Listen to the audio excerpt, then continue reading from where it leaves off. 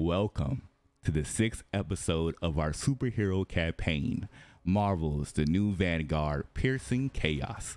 We are so excited to be here and start our own Marvel adventure, using the rules from the Marvel Multiverse role-playing game playtest book. We're going to jump right into the story, but first, let's have the cast say who they are, who they're playing, and upcoming projects they're working on.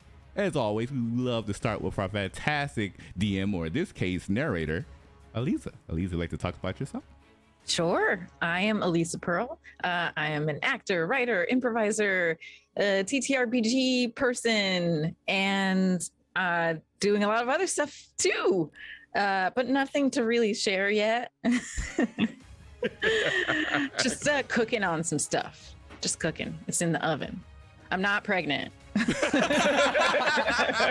Thank you for that clarification. Thank you for clarifying. Yeah, I didn't even think about that. That's a good clarification. As soon as I said oven, I was like, oh wait, no. There's no bun in this oven. No, eject.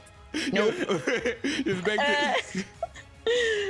And yeah, so you can find me at Elise Pearl on Twitter and Instagram, and I stream on the Stream Punks as well, usually on Q Times, but also on our Discord for supporters at a certain level and above. So you can find me on all of those places, and drink your water. Stay hydrated. Stay hydrated. Hydrated, die straight. Yep. So next, we will make our way over to Aki. Aki, you'd like to talk about yourself, who you're playing, and projects you're working on. Hi, everybody. I'm Aki. You would know me in this stream as Aid Hastings, aka Captain America, from Universe GB through and 3. And as far as projects I'm working on, I have nothing to announce, with the exception of the not yet announced date for the Clue read through that we're doing over on Live Action Roleplay. I'm playing Mr. Green, and there's somebody else in this cast who's playing another part in that, and very excited. It's gonna be a lot of fun. I'm gonna let them tell you what they're playing. But yeah, that's what I'm working on. We'll be announcing it soon, and I'm excited because it's Clue, and it's gonna be fun. You know what? That's one of the best tangent fastballs ever given. We're going to transition right over to Cynthia Marie. Let's talk about yourself, what you're playing, and project you're working on. Hey y'all, I'm Cynthia Marie. You can find me on Twitter at CynDancer or Instagram Cynthia__Marie. I am a TTRPG enthusiast, a former cosplayer, dancer, choreographer, engineer, you name it, I do it.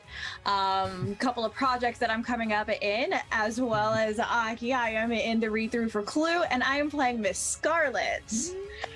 I'm so excited because that is the character I always fought for in the game itself. I always batted people away to grab the red pawn. So I'm so hyped. I also play on Renegade, the Nightlife, where I play a very campy Tremere magic girl. So if you guys want to check out Vampires in Miami, you can check out Renegade. I do have a couple of other things in the oven, much like what Elisa said, but I'll leave those in the oven to let them be well cooked. I am also not pregnant, thank you very much. But a lot of fun cooking ideas. And lastly, remember to mask up, y'all. They're in the slow cooker. Let's switch this. They're not in the oven. They're in the slow cooker. No, they can They're in the oven. They're the ninja foodie. The ninja foodie. So yeah, just stay tuned to my social medias and you'll find out. However, in this universe, I am playing Maya Aquina, or Yamaya. She is kind of like your Wonder Woman who loves to cook and make sure that the family is fed and make sure that they're okay mom character. Yeah, that's me. Fantastic. Next, we're going to transition over to our guest, Drax. Don't mention who you're playing because the cast don't know, but go ahead and talk about any projects you're working on. So hi, I'm Drac, Godraconics, that's DRAKONIQUES on Twitter. Honestly, I'm in a bunch of different things, so just following me on Twitter is the best place to find out what I'm doing at any given moment. But the things I do really want to shout out is one, I am in a Doctor Who campaign over on the Lady May channel. That's the Lady May MEA. That happens every 6 p.m. Eastern on Mondays. And I play the Doctor, which is very fun. I beat you to at BBC, the first Black Doctor. Actually, that I have to disagree with you. The first Black Doctor is Elisa Pearl. That is true. It is Elisa Yeah. I Pearl. wasn't gonna true. say it, but That is true. Sorry, I will do say- have to let me- fight you let on me- this one. Let me embarrass Elisa real quick because I will say that watching that game was my inspiration. Being like, I need to play. Yeah. oh, Yeah, I was a big fan of it. Watching that game, I was like, I didn't know that a Dr. TTRPG existed. And I watched that game, I was like, okay, I need to play this. So I've been cooking since Oh I my watched it. I've been God. trying to figure out a table to put together for that. Oh my god, that's very awesome. On Tuesdays, you can I find just me need over to be the first on... black non-binary doctor. I'm just putting this out into you. I mean, sorry to disappoint you. Oh, yeah, you are. Binary. Yeah. Oh, But Fair on- enough. I mean, if we actually get right down to it, the doctor has always been non-binary. That is so true. Yeah, that is very true. Yeah. Yeah. Yeah.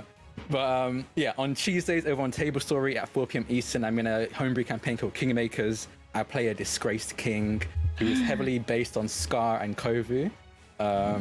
So I checked that out because I feel like by the time this comes out, some very interesting things will have happened. On Wednesdays, this is going to be me embarrassing Elisa again, actually. I play in a Cypher System campaign called Infinite Horizon. My character, I'm only realizing this, my character also used time travel and time powers.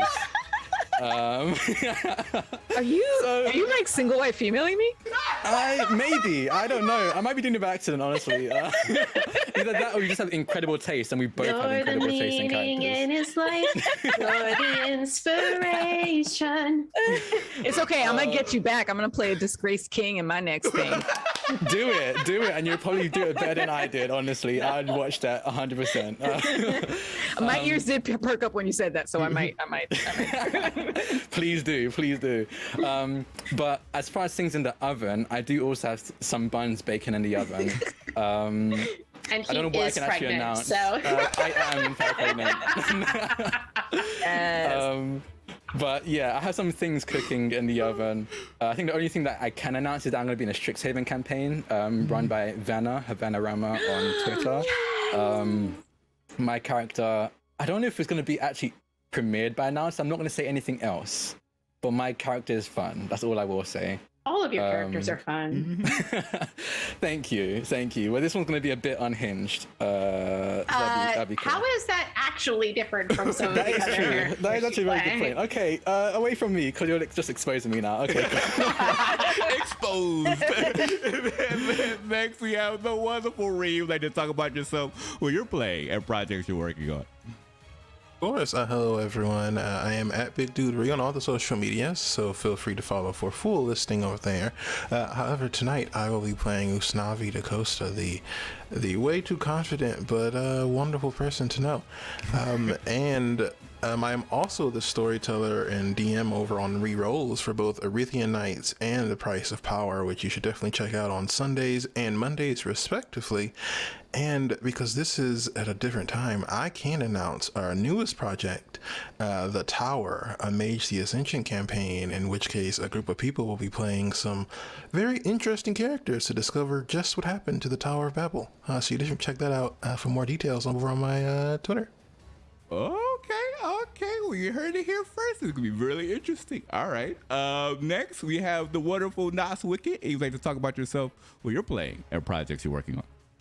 I'm Nas. I usually just bounce around to wherever people invite me. I'm here and on Thalan Bound. I play. You can find me on Twitter at Nosferatu There is a new thing pinned on my Twitter that some of you might find interesting. A hint. And currently, I'm playing John, the avatar of the Spirit of Vengeance from the Noir universe of Marvel. Love that black and white, like manga style. Perfect. As for yours truly, I am Kira858. I play the Sweet Bean Divinity. You can just think of them as the half chocolate Marvel version of Shazam. That's a great way to wrap them up in a nutshell. And of course, in terms of projects, you can find all of our content listed here, as well as our YouTube channel, The Cookout TTRPGs, where we have a wide variety of TTRPG goodness, such as I'm pretty sure still to date the first and only campaign dedicated to a group of sextuplets. I mean, like, what can you do from there? And with that, we're going to go ahead and transition over to our wonderful narrator, Aliza. Aliza, take it away.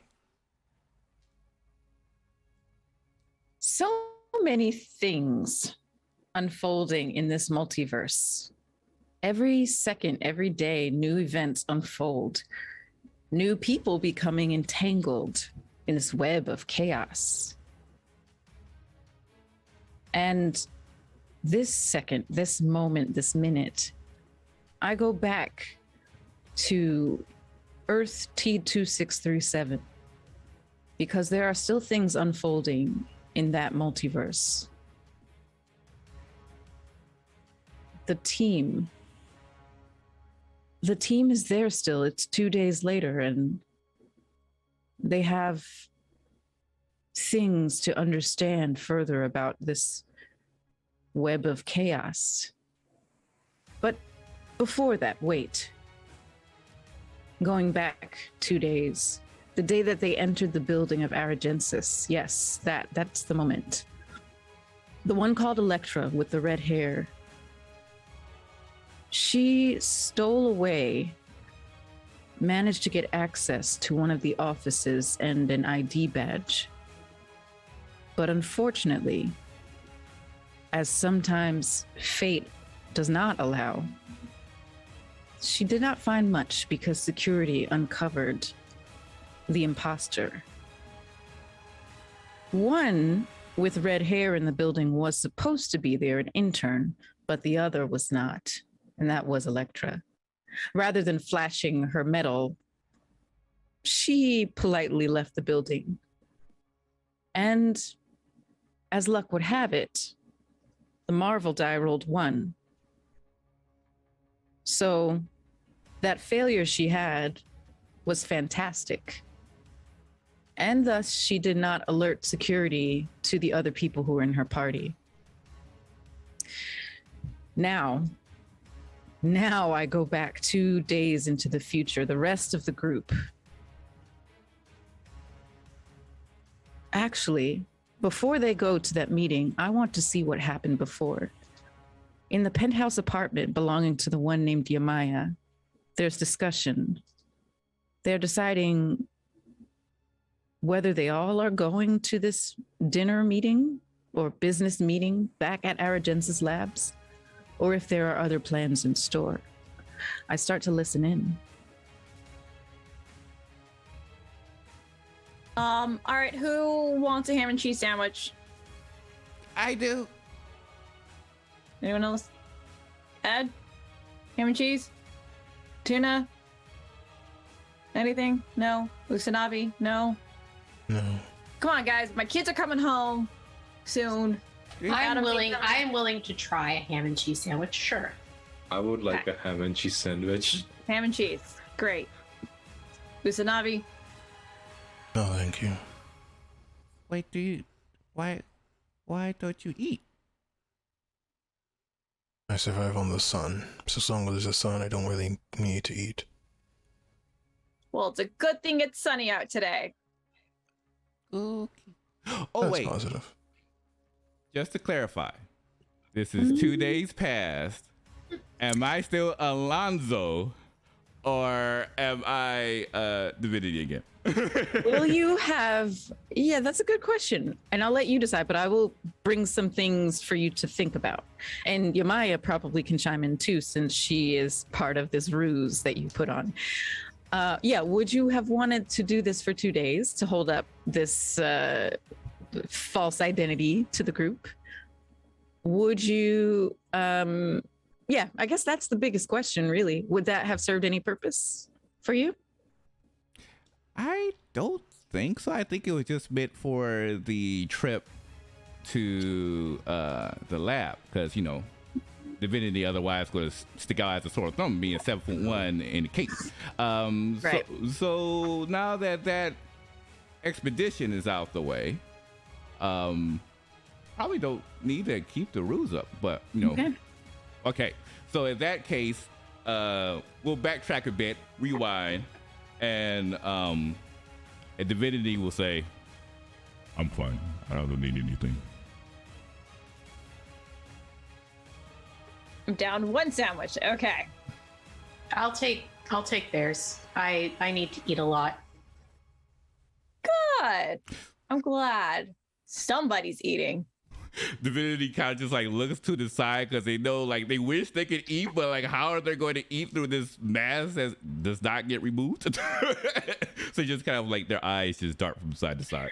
You should probably no always Mountain Dew for you. pack a sandwich for them. They can eat it later. Yeah, we could do that. Thank you.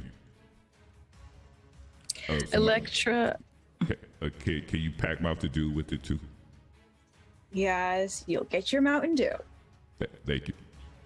Electra is perched at one of the kitchen counter stools, and she says, while we're all figuring out sandwich situations and Mountain Dew situations, what's our plan for this meeting? Are we all going?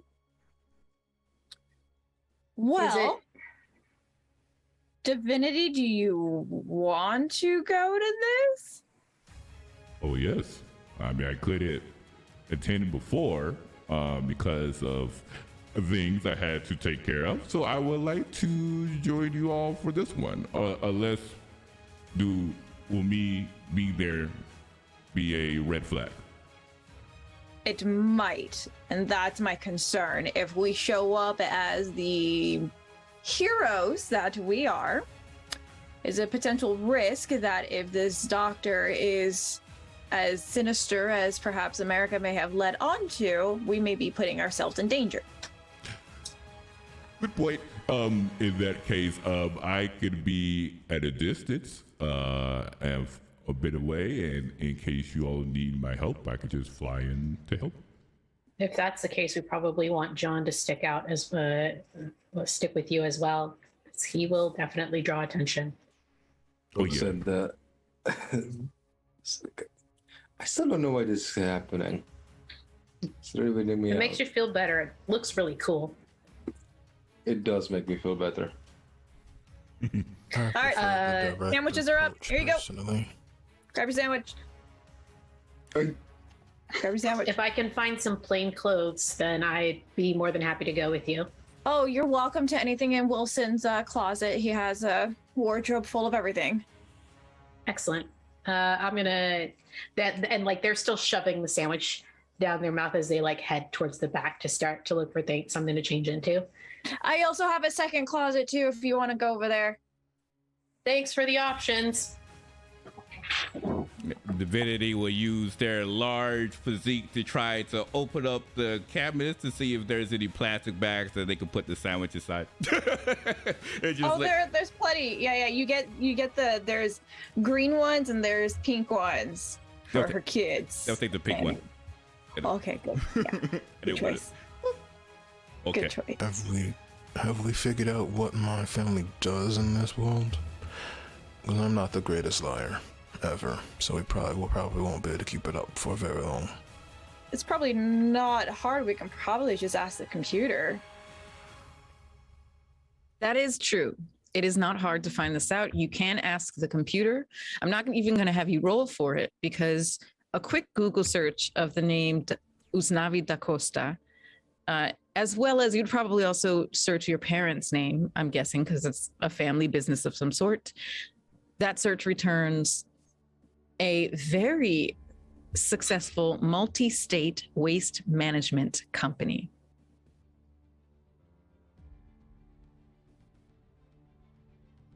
We clean up the trash here as well, in a different way, but I think there's poetry there.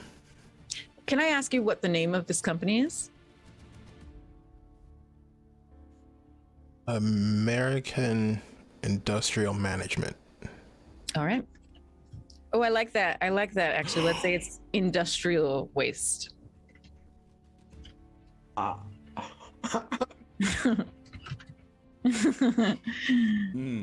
Okay.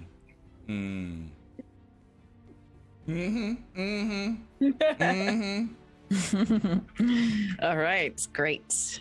So, have you all decided who's going to this meeting that is starting very soon? I must add. Sounds like Ed, myself, and Electra. Usnavi, Aid, and Usnavi, are you going? Aid. Yeah. Yes. Yeah. Usnavi, Aid, Usnavi, And Electra, Maya. and Maya. Electra. Okay. Aid comes back out dressed in a really, really nice suit, like a navy suit with kind of a crisp white shirt that has a little bit of a pattern in it, like maybe a very, very nice blue, like the small blue polka dot. I don't know if you guys understand what I'm trying to describe, but it's obviously a pattern, but it doesn't look like it's pattern. And really nice shoes and a pair of they look very, they always look fine. They look very, very fine. They clean up nice. They've got their hair kind of slicked back a little bit. I remember that suit. Wilson wore that on our renewal of our vows. Well, do you think he'll mind if I wear it? Not at all. I think it looks smashing on you. Thanks. Shall we? We Are shall. we driving? An Uber has already been called. So they have you see And- me drive? No. We will skip forward in time. Not too far forward, but you all are actually at the building. Let's actually say you are in the office. No. Actually, I'm going to have you roll. This is actually, I'm going to have Yamaya roll an ego persuasion check. I'll explain why in a second. It's going to be target number 21. Dang. Yeah, that's easy for you. According to my chart, anyway. Success. All right. With that success, I'm going to say you are in the office of the CEO of Aragensis, Dr. Angela Winston. Now, I want you to understand that depending on how important she deems her guests, she will have the meeting in the lab or in the cafeteria or in the conference room. You are in her office. We So- are. Yeah. So you all are sitting around this beautiful dark red wood desk that's in kind of a half semicircle shape. Your chairs are the most modern in design, kind of like a Swedish modern style furniture. And behind that desk is Dr. Angela Winston with her golden long wavy locks and her very nicely dressed figure. She sits, kind of leans back comfortably. You all have just walked in and sat down and been greeted by her secretary, but she has yet to say anything to you. She's just watched you walk into her office. And finally, you all sit down and she says, "It's so good to see you all again. How's everything been? How's New York? Are you enjoying New York?" She says that to you, Uznavi. Going pretty well. Though its food isn't as good as Chicago, it's still very good. Is that because of my pizza comment? Turnabout is fair play. True. I won't complain. So I'm a busy woman. Let's cut to the chase. Tell me more about this project you'd like to collaborate on. Yeah, so the project, it's actually an interesting name. It's called the America Project. Have you heard of it? No, I don't think so. Oh, okay. Well, so just had a couple of questions for you in terms of your practices and kind of what you do here may actually help with our project. Could you explain to us some of the technology that you've come up with within the labs here? Well, I can actually, 1 second. Jenna, can you just bring in one of our portfolios?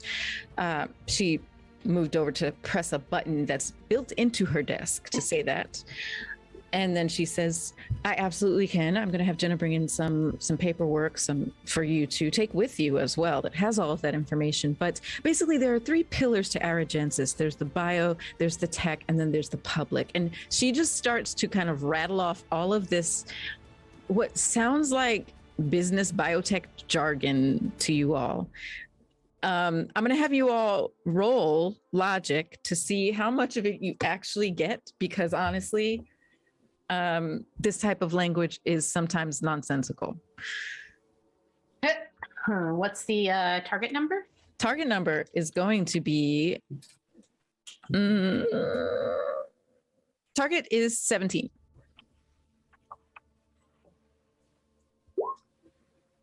$26 for Usnavi. Oh, I actually passed. Got a 20 over 17. Woo! 23.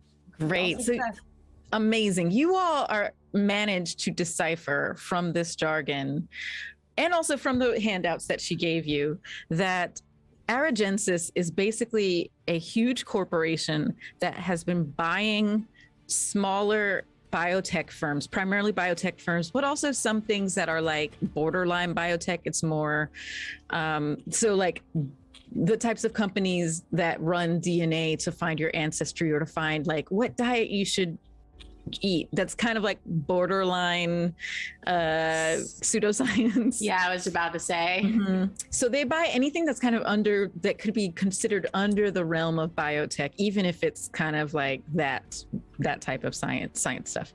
And that's basically mostly what they do. Some of their biggest companies actually do good work. They also turn some of those profits back into researching good things. So like there are certain cancer research and multiple sclerosis research that they have helped to fund as well. So they're not a terrible company, but they are a mega corporation that is just kind of an umbrella corp for a bunch of different other biotech companies. Creating a conglomerate. Mm-hmm. Yeah. That doesn't seem suspicious. Right. So great. Sounds like you're being very profitable with your decisions in business. Aid, do you have any questions for the doctor here? Not any questions specifically. I mostly am curious as to what your ultimate ambitions are as for this conglomeration. What do you see it accomplishing in the future? She leans forward and just kind of seems like to get super serious for a second, and her brow furrows slightly. Again, I make this reference to Elizabeth Holmes because this character is a lot like her. This woman is a lot like her. You notice her voice gets deeper when she says these next words, and she kind of like temples her fingers and hands together, like all the, very important tech geniuses do when they're thinking hard. And she says the following. She says, we want to change the world. We want to make things better for every single human that lives on this planet Earth. We want technology to improve our lives. And we don't think that's too much to ask for. A lot of people think that we're trying to do the impossible, or that we're trying to be martyrs, or trying to be Jesuses, but we're not. We are simply everyday workers in this building, from the ground up, building a better humanity for humankind. You all get the feeling this is super rehearsed. I mean, the moment somebody steeples their fingers, yeah, it's usually not a good sign. And should people choose not to invest their time in your dream, should you find if people are resistant to it, how then will you react? I'm not sure I understand the question, because we have friends in pretty much every sector, and the only people who don't really believe in us are people who maybe don't believe in science, who don't believe in medical technology, those things. But we're not trying to make life harder for those people either. So we to be honest, if our technology can improve their lives too, then we will let it. We won't oppose that or anything. Very equitable. Curious, Doctor. Since the outing of heroes has happened, how is your company aiding those who have, let's say, special gifts? Mm-hmm. Yes, I'm so glad you said this. One of my assistants actually revealed to all of us that she is super powered, and we were all very supportive. We told her whatever she needs, if she needs to stay in the position and she needs the stability of her full-time work, she can do that. If she needs to go and find herself, or go and answer the mayor's call and be a hero to the rest of the city, the rest of the country, the rest of the world, we told her she can do that. So we are very receptive to that. We also have had talks with the mayor just in the past 2 days, or the past few days since that news dropped, about some potential projects and some biotech that could be supportive of superpowered humans. Curious if this is kind of the first time that the superpowered people are coming out. How is it that you already have technology that works for them? Well, we don't have any active projects, but we do have projects that sequence the human genome. We have projects that are able to scan a body and see heat signatures for the way the blood is flowing and other things like that. And I think all of those are very adaptable to superpowered humans, or we will find out if they are. That is our hope. And for clarification, you also brought in under the envelope of your business kind of DNA type scanning places. Am I correct? Oh, absolutely. Mm-hmm. Several. What are your plans with that? Just to keep doing it, keep improving people's lives, whatever data we can get from people's DNA to tell them how best to feed themselves, how best to exercise, also to help connect them. There are people who were adopted and want to know where, their biological relatives might be. So all of that is under the umbrella of what we do. Is it possible? Artificial intelligence.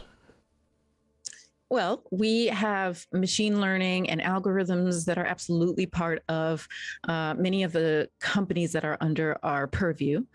But I'm not sure we have any active projects that are, if by artificial intelligence you mean like robotics or things like that.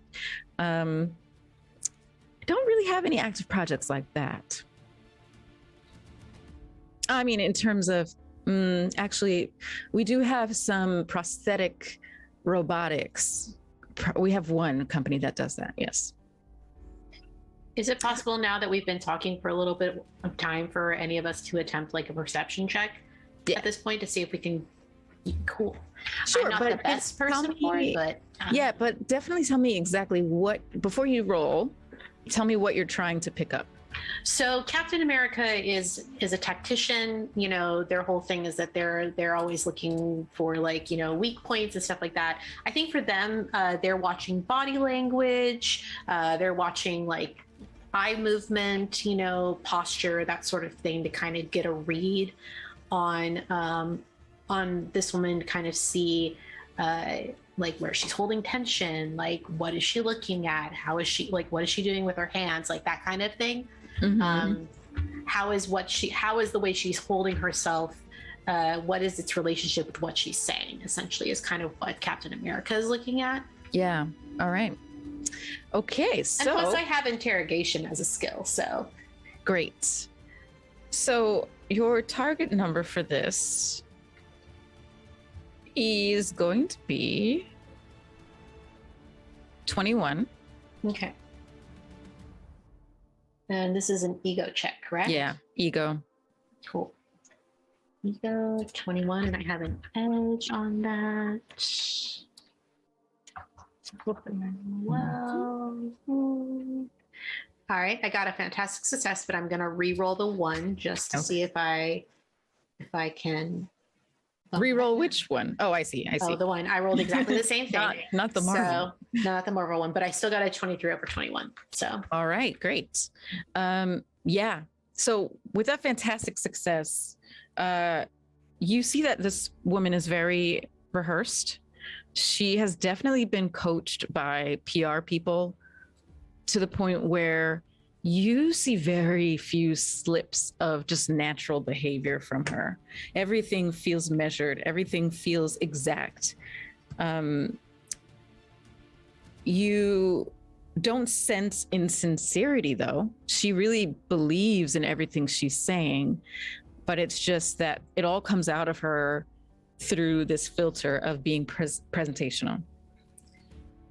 The fantastic part of your success, you do notice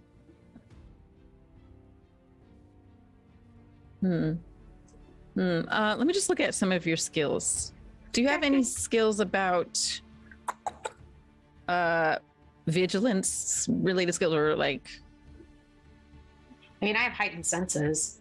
You do? Oh, okay. That's great. That's helpful. Let's see. What does that get you mechanically? Does that do anything? It helps me with vigilance checks. Okay. And all right. And then, like, I have heightened senses. Yeah. No, I also have like situational awareness. Yeah, is another one I have, and I have trained to always keep an eye out for trouble. I have an edge on initiative checks. Woohoo! I should remember that. But you know, that kind of stuff. So this wasn't a vigilance check, but I will give you this based on your natural, just like what you have in your tool belt, your heightened senses.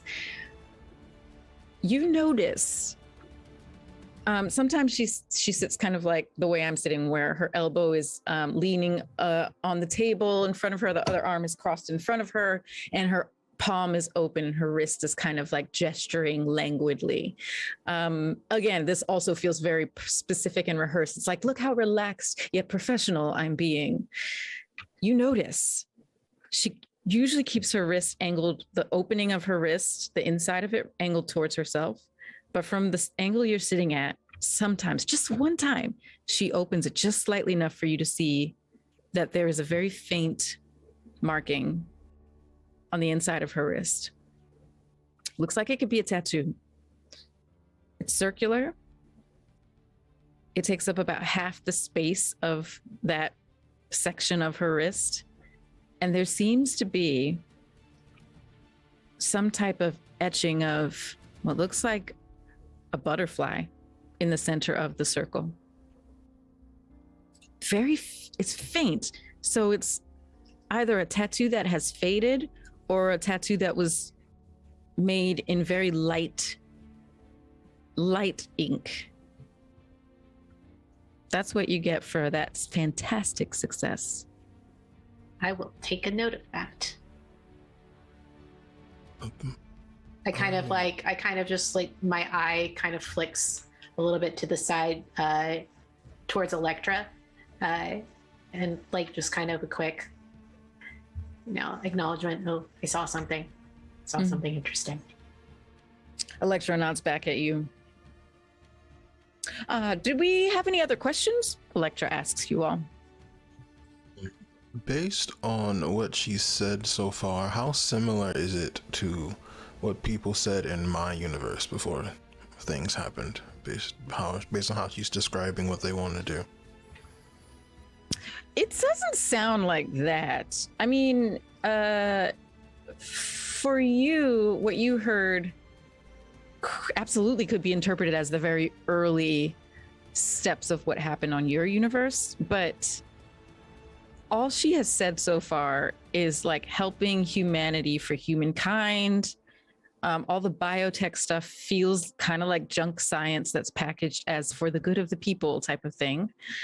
Yeah, I think if you'd like to roll to get more insight into that, you absolutely can. Sure. All right. I would say actually make this logic roll. What's the And target number? yeah, target is 21. 4, 15. I'm gonna use karma to re-roll one dice. All right. Let me see if it's even enough. 5, 7, 8. Nope, still 19. Yeah, I got 19. Yeah. Okay. This. Yeah, you don't really put together anything else from that though.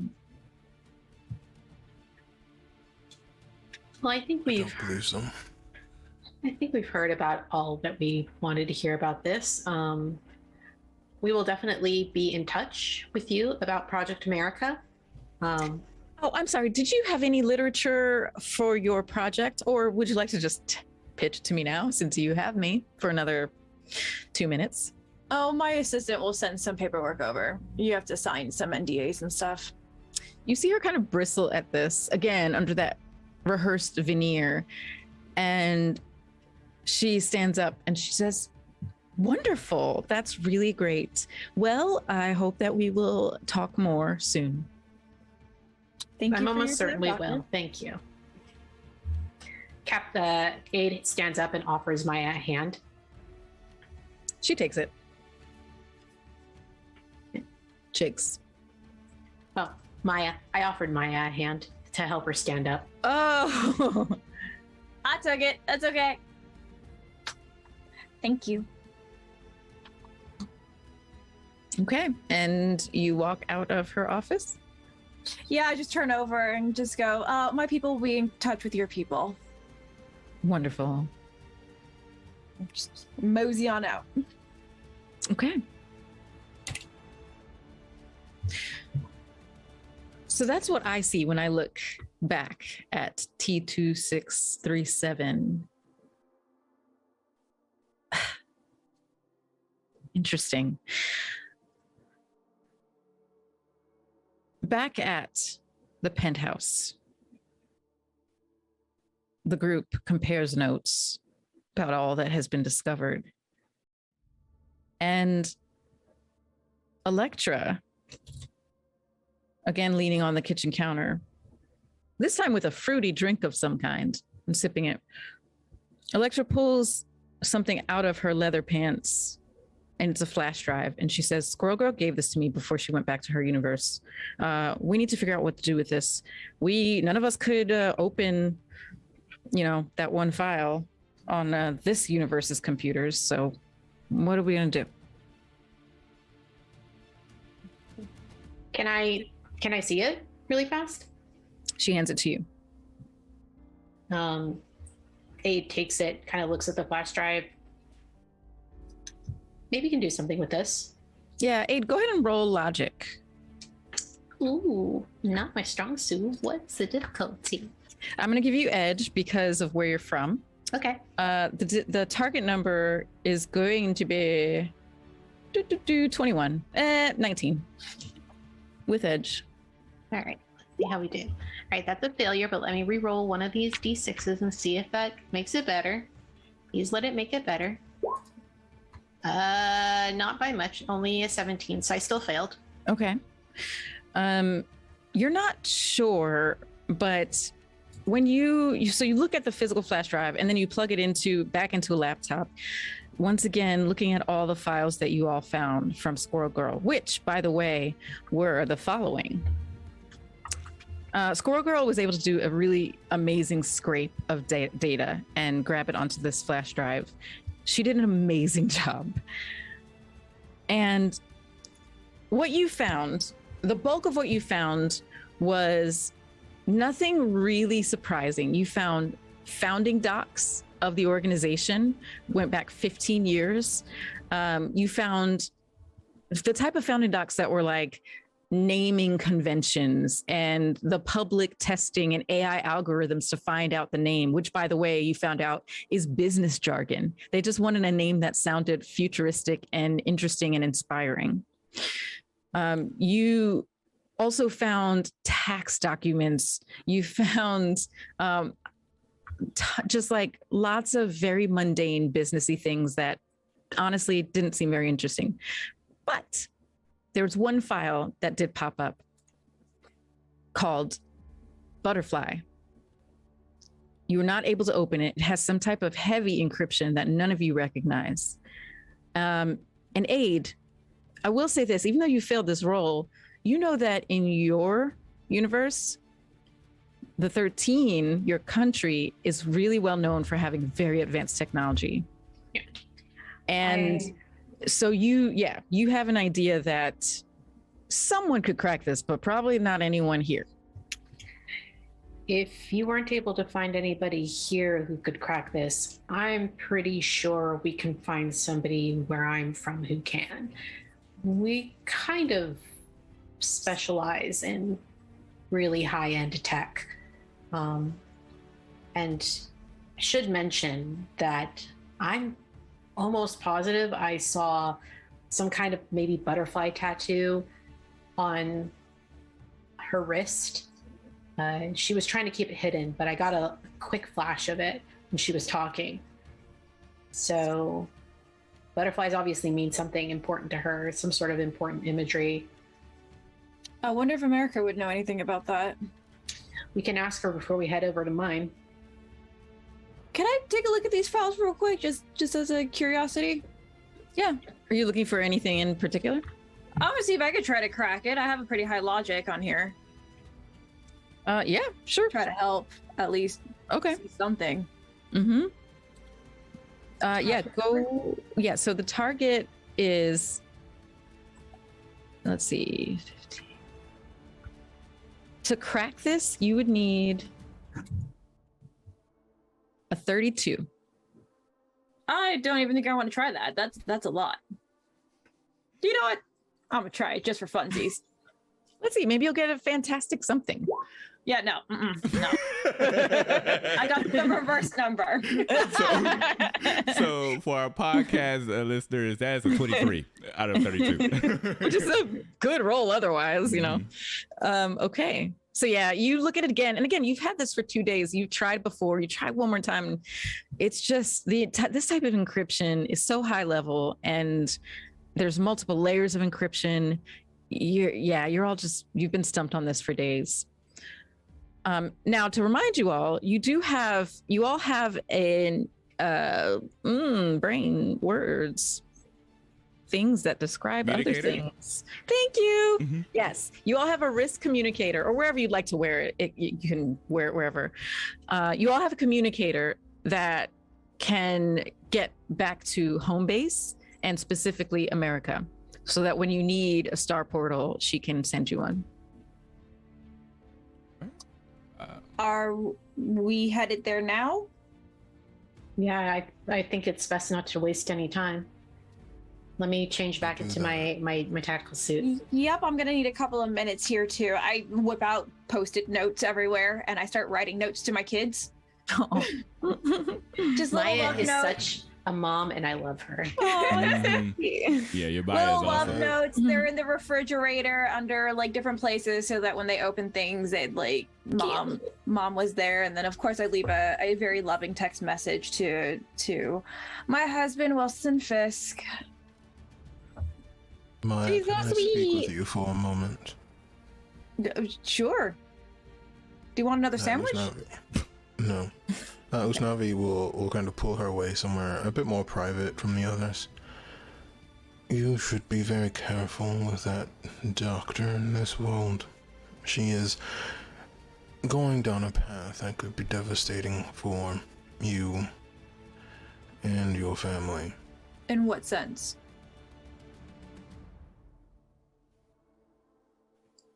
People who talk about doing things for humanity will most likely arrive at the conclusion that you all aren't human. Once that happens, make sure that she continues working to help people and not to begin to create other things. Once that starts, if that starts, snuff it out immediately. Those are wise words. Thank you.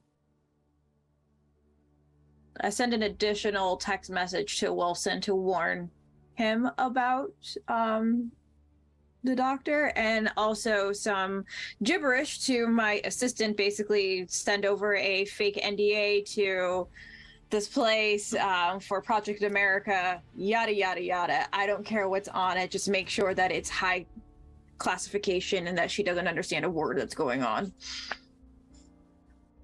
Will do. Got it. All right. Anybody else need anything while we're here? Use the bathroom now. We don't want to hear that you need to use it while we're on the way. I'm good. Also, quick question. Now, I remember this, but I'm not sure if Sweet Bean or Ryan will remember this.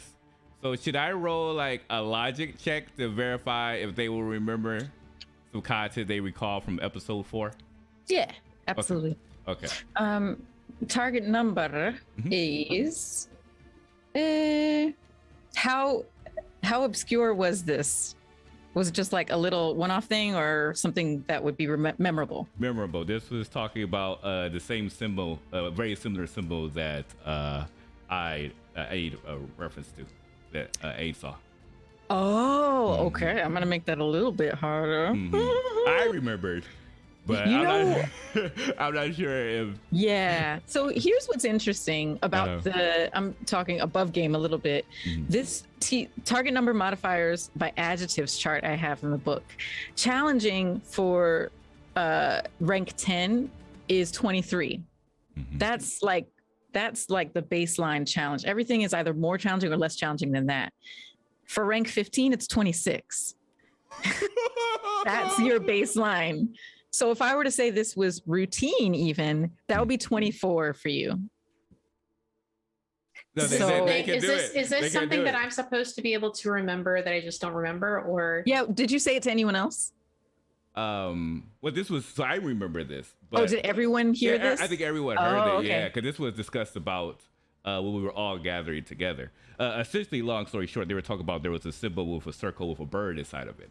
Right, yeah. So it had the exact same, very similar to what she had on her wrist. But I was just like, I'm not sure if they will. I remember it, but I'm not sure how well Orion, because they only have a 2 logics. Go ahead and roll. Target number 24. Let's see what happens. 24?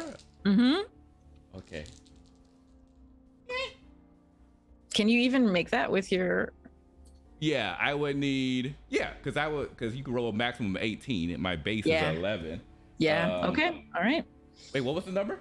24. All right. I have a 23. Okay. I would use the edge. Karma. Use your karma. Yeah, use karma to roll. I was like, wait a second. You gotta. You're so close. Oh no, it went one lower. I went from 23 to 22. You sweet bean. I will say this. You failed, but you could maybe jog someone's memory if you just say, what was that thing? There was a thing, you know? Yeah. I'm trying to help you out. You were so close. That circle seems familiar. I think America mentioned something about that circle before. We should ask her when we are in the headquarters. They nod. You just see them just like scratching their head, like I know I can recognize them, I just can't. And they're just scratching their head their entire time. Right. How are we all feeling? We feel ready to go? Let's do this. Okay.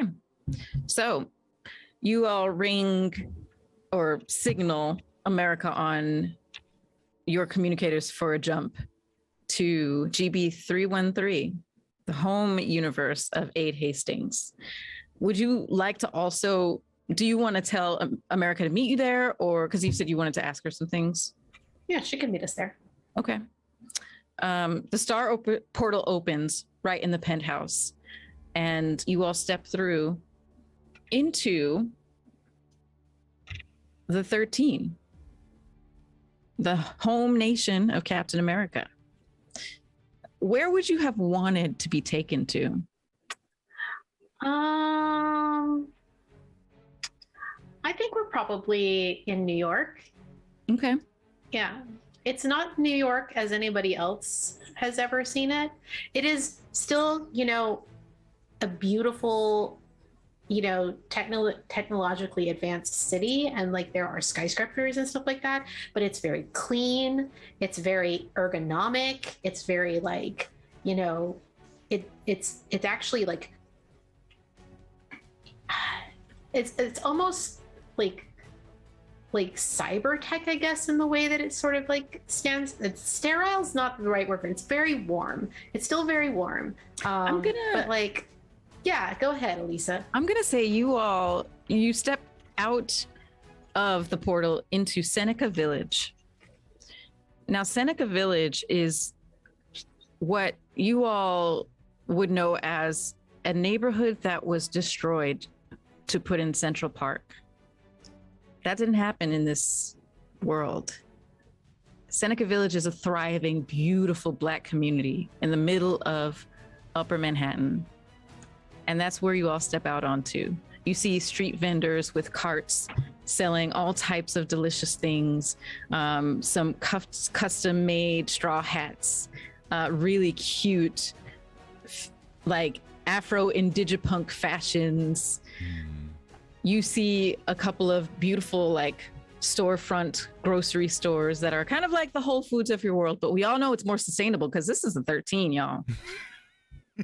Everything is locally sourced. Yeah. And grown under sustainable agricultural practices. Yeah, even though this is not Central Park, there's foliage and trees everywhere. It's beautiful. It is the type of city that has figured out how to integrate the environment, the earth, Mother Nature in with humankind and human structures instead of removing them to make room for those structures. If you see a skyscraper, it's covered in green. It's got like the green like walls that some of them do. Mm-hmm. Yeah. And that's moss, I'm thinking, right? You're thinking it's like, yeah, those plant moss walls, yeah. Yeah. So you all step out into this beautiful city. Immediately, Aid, you get an alert on your phone. Ugh. I check it. It's just, it's a bunch of messages. Oh, boy. Yeah, various things. Shield checking in. There's several from Buckeye.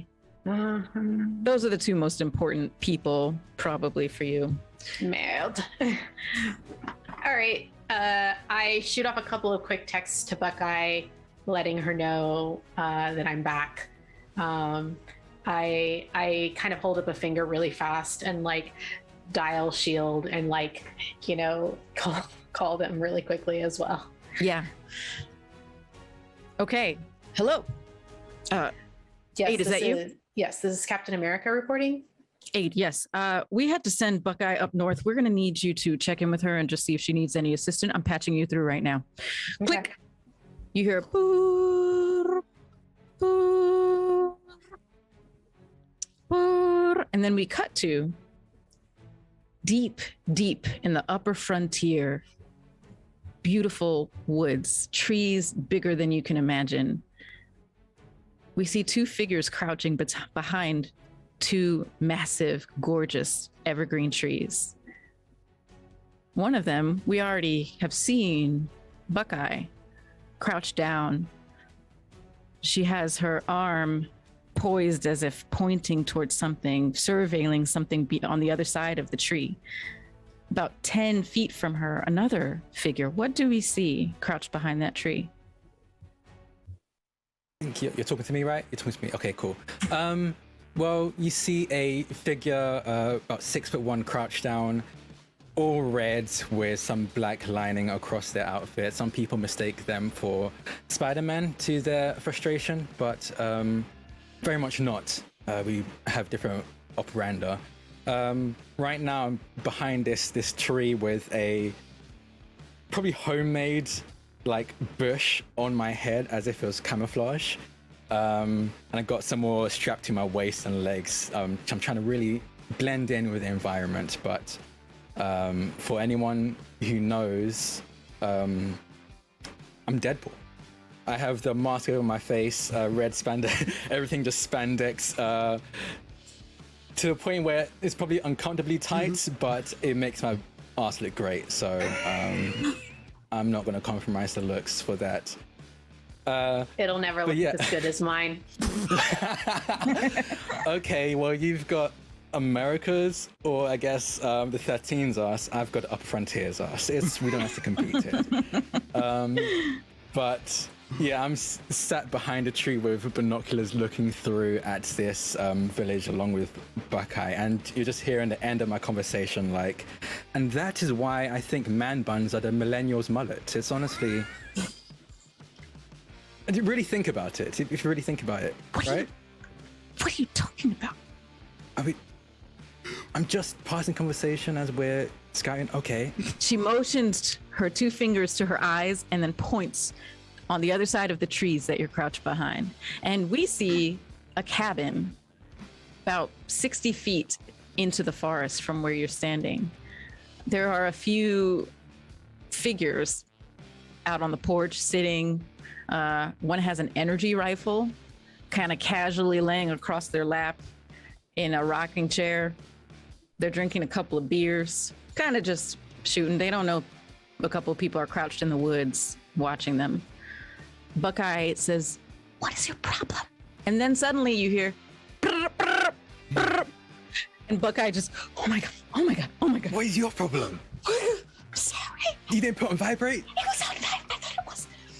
Oh my God, it's Cap. I gotta answer this. Like Little Cap? Did they hear that? Let me check. I'm gonna like peek out from behind a tree to see if they reacted. I'm gonna see if they did.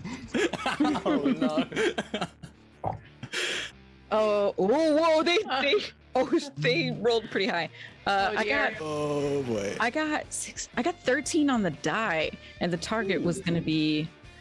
Oh, actually, it's your vigilance. What's your vigilance? My vigilance. Or actually, No. it could be Buckeye's too, though. Let's see. Vigilance. Buckeye's vigilance is 21. Okay, no, they didn't get that. Or wait, did they? Vigilance. No, they didn't.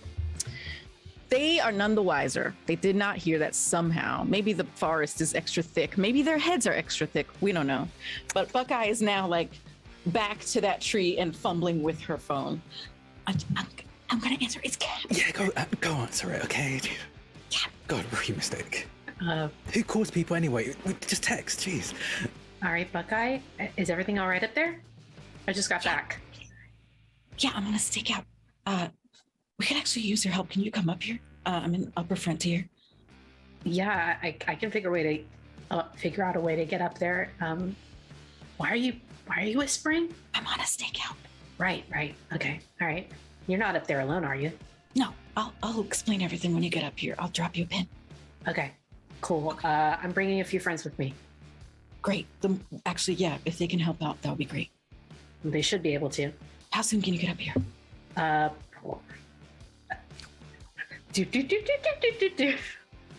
Immediately putting in like a call to America. Okay, yeah. And Like she's right dropping you. She drops you a pin while you do that. Okay, yeah. So Sorry, we can't stay long. We need to move. There's a situation that requires our help. who are you saying that to? The other rest of the group. Oh, got it. Okay. Okay. Bye there. You get to meet a few friends of mine. We're headed to the Upper Frontier. Question: do we have to wear those outfits? What outfits? I pointed to your like tactical gear. I mean, it's probably a good idea to be comfortable. Oh, I'm comfortable. Then you're good. gestures to like the high heel boots, the leather like blue jacket and jeans that she has on. Like, does not look like a superhero. Just looks like a fashion model. Yeah, I mean, you're gonna have a little bit of a. I mean, I'm not gonna. You know what? You do you. All right, let's go. Okay. As long as you can run or fly or whatever it is that you do, we'll be fine. I can do a fly. lot of things. Mm-hmm. That I can believe. So All right. I guess we take to the sky. But John, did you have something? Oh, we carry you. Oh, I think you're muted. Now, I was just planning on having America open a portal for us to go straight there. Yep. I'm just checking in with John. Oh, we Yeah. can't hear John. Tell us in the chat what you were thinking so that we can make sure to leave space for it. So unfortunately, John, no, your bike does not run silent. That type of bike, I think, would be a bit noisy. But here's the thing. You all don't know what is happening on the other side of that call. And when a star portal opens in Seneca Village, you all step through into the woods with your bike, John. And you are in front of a cabin. There's no one around. The trees are creating this beautiful canopy that just lets the sunlight dapple in. And these trees are huge, 60 to 80 to 100 feet even. Beautiful evergreen trees. It is full woods, unabashed, untamed woods. This cabin looks like it was built by someone's hands and put together just with grit and natural elements. And yeah, it's a pretty large cabin standing in front of you. There's a porch area. Again, there's no one around. What would you all like to do? Is this the place? And then I tap my communicator, the one that I know is connected to Sasha, and I'm just like, Buckeye, can you give me your location? We're here. Oh, wow, you got there quick. Oh, right, I forgot your special team thing. We're still about half a mile out. Actually, yeah, no, we're still half a mile out. I sent you back to our base. No worries. We'll get there as soon as we can. Actually, last one to the cabin's a rotten egg. That'll There get is us there no way quick. I'm going to be a rotten egg. Okay, and you just hear the sound of foot, just sprinting feet in the call. We'll see you Was in a minute. that Wade? Yeah. Cool. I'm sorry. I knew if I told you, you would probably find a way not to come. No, it's fine. It's fine. I haven't seen Wade in a while. It'll be good. It'll be good.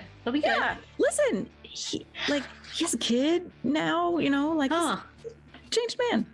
All right, we'll see you soon. Okay. Just actually, we never lock the door. He never locks the door. So just go in, make yourself comfortable. Okay. All right, we'll see you soon.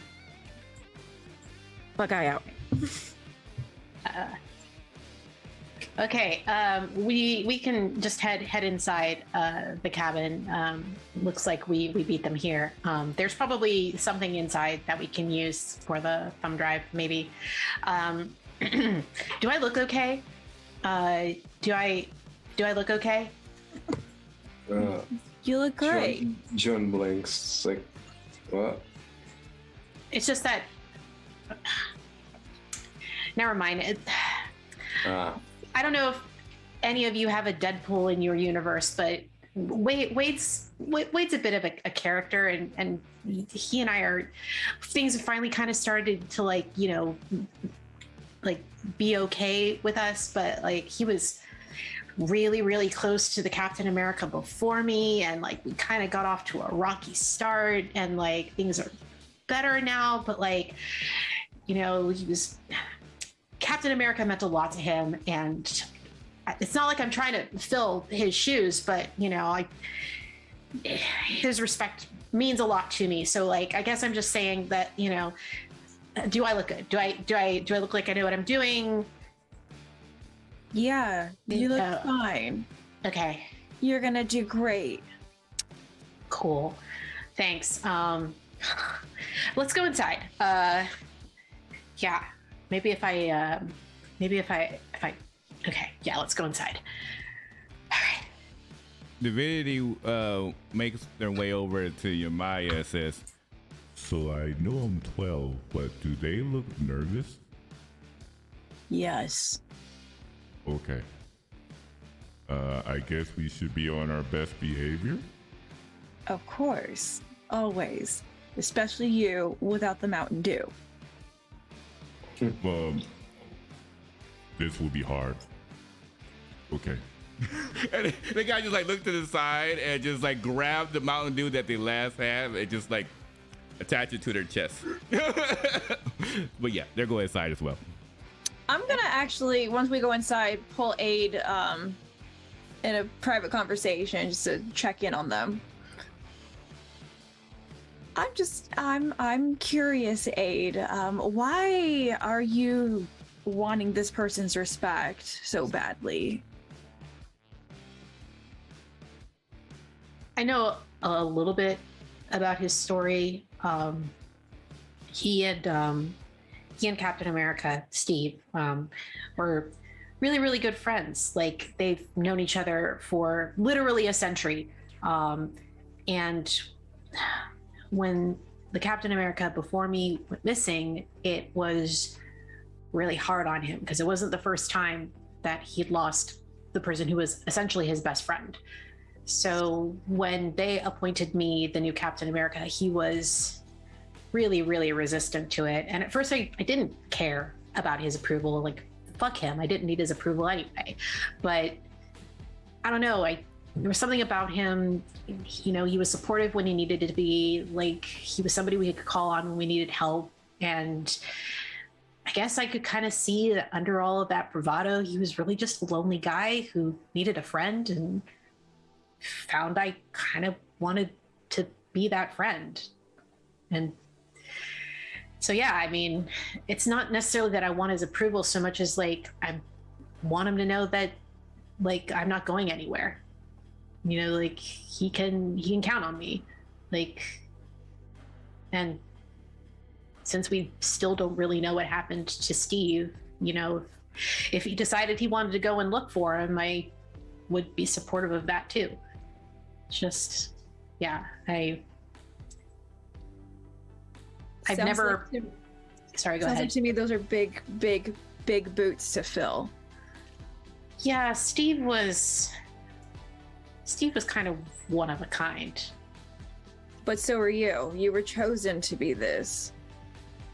And so if this, what's his name, Wade? Deadpool? Who names himself Deadpool? Wait till you meet him. You'll understand. It's kind of a whole thing. Okay.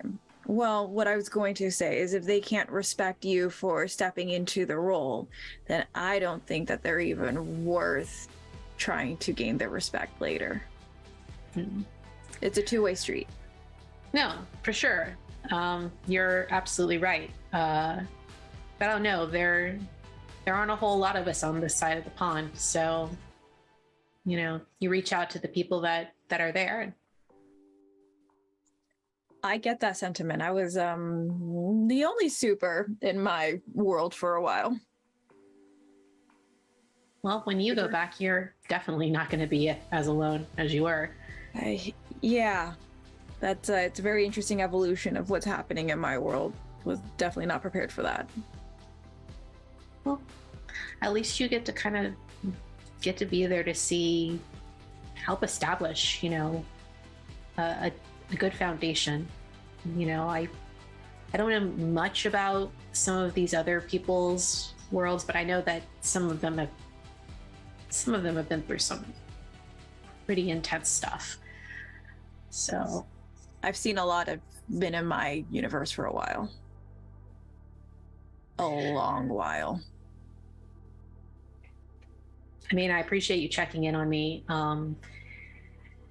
And about this, like I said, don't get to see Wade often. he's a character. Let me tell you. Like, Oh dear. I think you'll like him. He's interesting. Noted. Okay. Anything I need to be aware of? He can be serious. He can. But for the most part, his whole MO is never taking anything too seriously. So, irreverent is the word I would use. Yeah. That's a good word. Okay, irreverent. Anything I can do to help you? I mean, I think you just being here makes me look really good. So yeah, just keep being you. Is it okay if I give you a hug? I'm a hugger. I'll take a hug. Sure. Gives her a big old hug, like mom hug. Just like holding on. Doing that. It's okay. It's okay. It's gonna be good. It's gonna be good. They are very grateful for the hug, and like they don't give like a full 2-armed hug back. Like they kind of give like the sort of, you know, more like kind of like one arm, like very, and they're very strong. Like when they hug you, you're just like, oh. So's Maya. Yeah, So I'm gonna need you both to roll for a hug. Just kidding. Just kidding. Do you cross each other's ribs? During this conversation, though, Usnavi and John, I'm going to say that you have been looking around, checking out this cabin. I want you both to roll vigilance for me. Ooh. Target number is... Oh, let's see. You both are 15, level 15, rank 15. So I'm going to say 20. 15 plus 13, 28. Did I get those numbers wrong? Oh boy. Did. Just realized. That's okay. It'll still be 20, but it'll be fixed for next time. Oops. 20. Oh no. Yeah, that's correct. It's the one below it that I put the wrong number. What did y'all get on that? I got a fantastic success. All right. 28 normal. 3, 17. Okay. That makes more sense. Sorry, what were those? Fantastic success and... 28. Oh, wow. So you both succeeded? Yeah? Mm-hmm. One fantastically? Okay, so Usnavi, you notice a lot of fishing gear in the house, in this cabin. You notice some mounted stuffed fish, large, like gorgeous salmon type fish. And you're kind of taking this in. And nearby, John, you are also taking in like what's on the walls and what's in this house. You notice a little counter with a bunch of family photos. Actually, not just family photos. Let me rephrase that, rewind a little bit. Framed photos. And a lot of them are of a main character of types.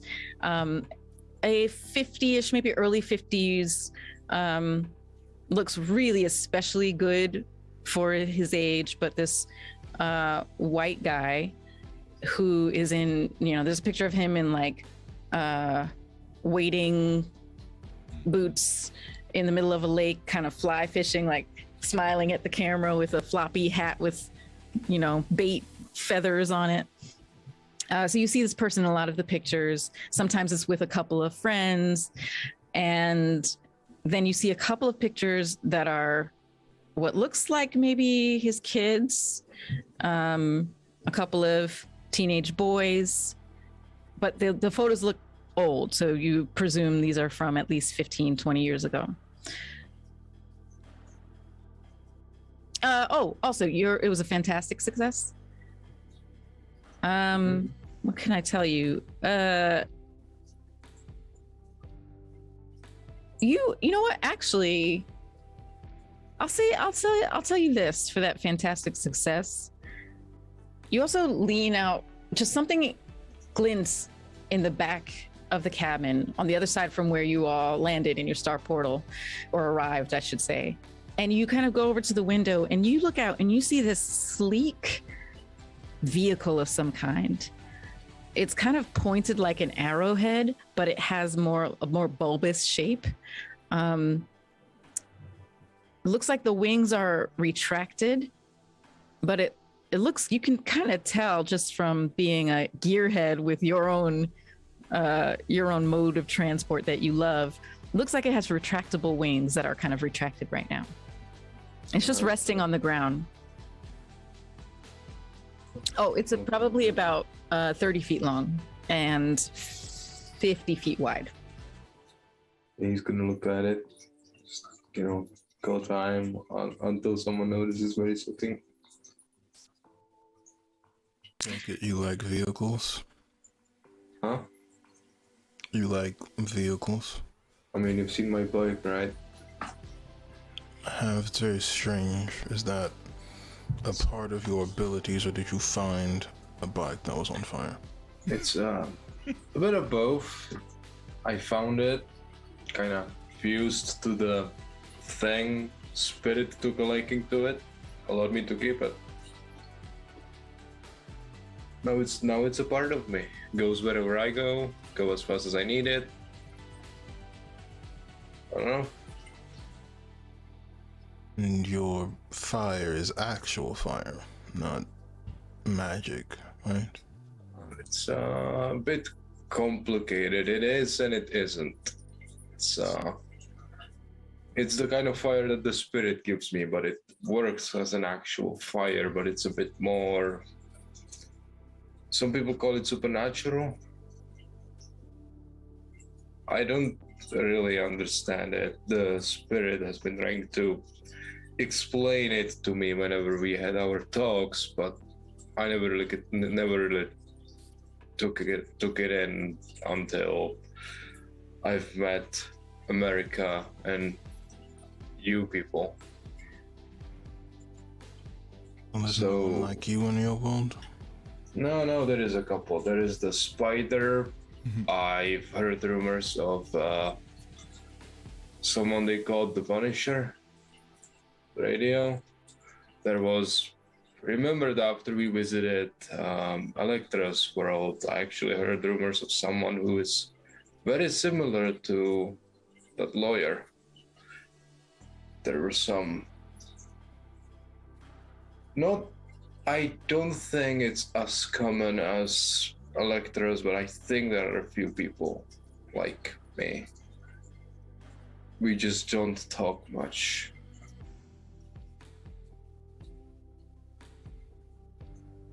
It's good. Things to work towards in your world. What about yours? Are there things to work towards? There's always something to work towards. A new morning always comes. I noticed every single time you come into the base, you look a little ragged. Is everything okay? Depends on how you look at it. I've seen more. Just say once upon a time, my world was like Electra's, and it isn't anymore. I can understand, not completely, but I can understand.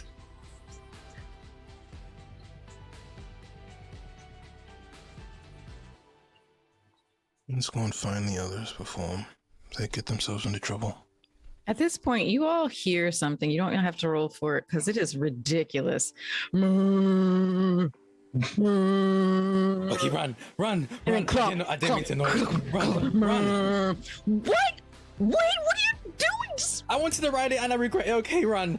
You'll all hear this commotion outside the cabin. Wade, which way are you running? I'm running straight towards the cabin. Just a red blur, just sprinting, screaming the whole way. It's like, Buckeye run! And you can tell that Wade left Buckeye way behind, like way behind.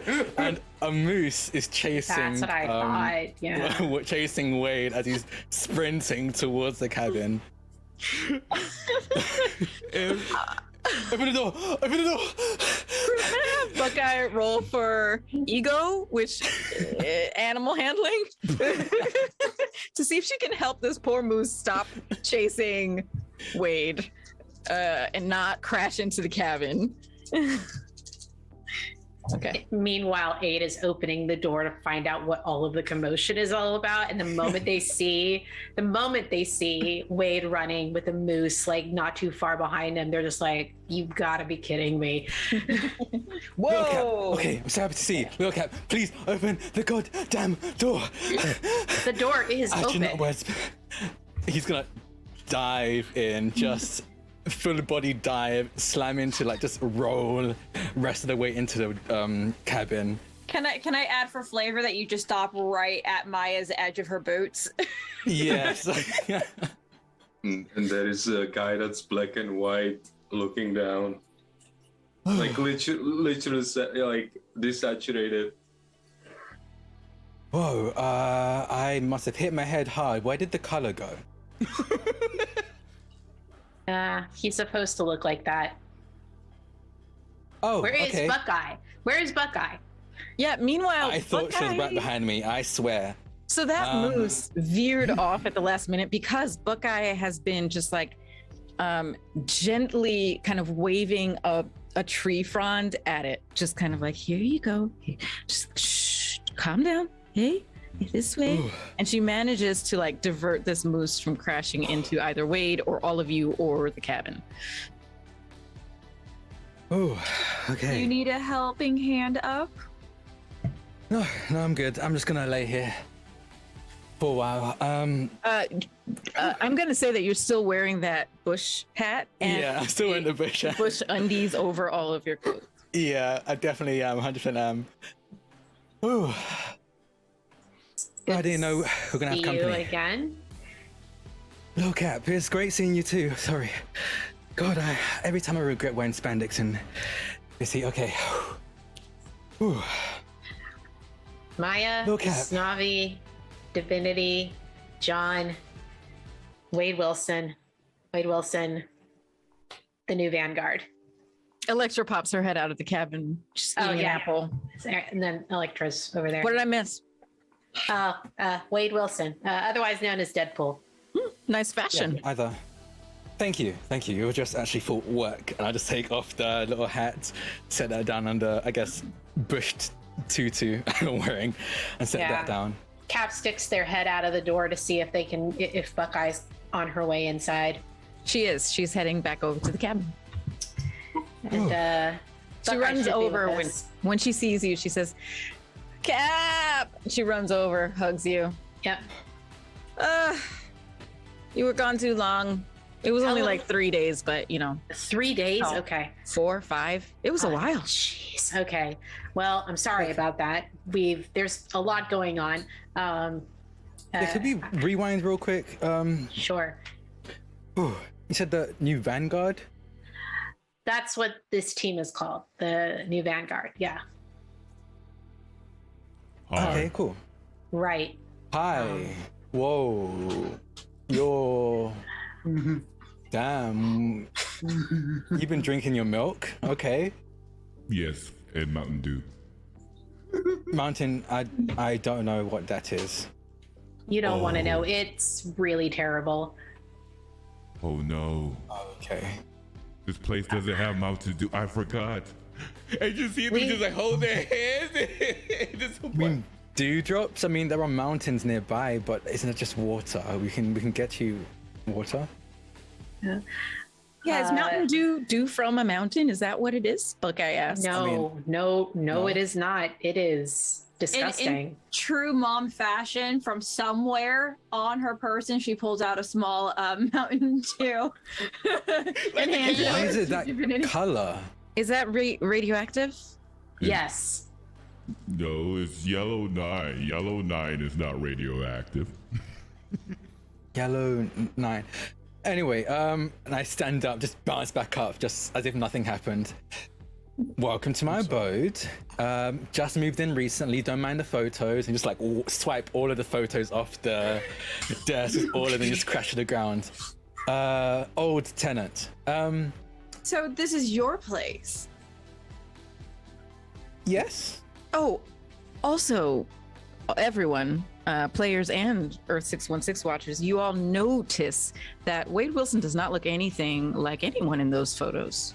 I pulled off my mask at this point because I was sweating. So I But especially John, who took a longer look at those pictures, will know before they were swiped off, you would have made that recognition. Squint. Hey, black and white fella, how you doing? John. Okay. John. His name is John. John. Yes. Okay. Recently acquired house. Sure. We were sent by Shield Yeah. to help you deal with the situation. We have a situation of our own that we could use some help with, but I'm gonna let you go first. Oh, okay. Yeah, sure. I can take turns. We're dealing with the Taskmaster. They kind of, them and their goons took over a village, and I got paid to deal with them. And the Taskmaster's a bit of an issue, very annoying, gets on my nerves, and kind of boring to fight. So we've kind of been dragging out. I've been dragging my feet. I kind of look at Buckeye. I've been dragging my feet. Why are you fighting a computer app? Computer app? What? The Taskmaster? It's a thing that you put all your tasks in? Oh, no. I'm talking about Tonya Maskov is the Taskmaster's a person. The whole thing is they can watch someone fight and mimic the fighting style exactly. Yeah, that's a guy we deal with here. His name is Taskmaster.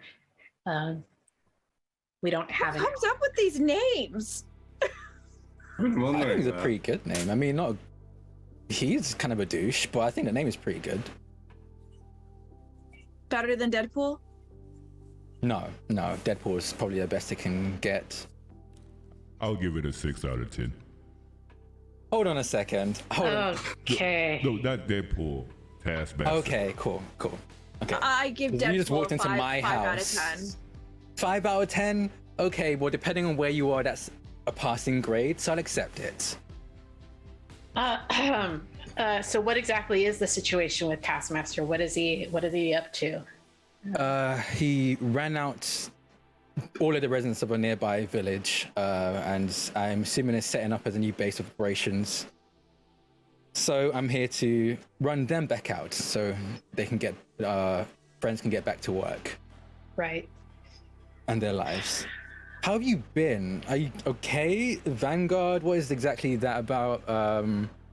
I've been practicing your shield throws. I just want to know how on top of things you've been since you've been gone. You've been gone for like 4 or 5 days. I haven't heard anything from you.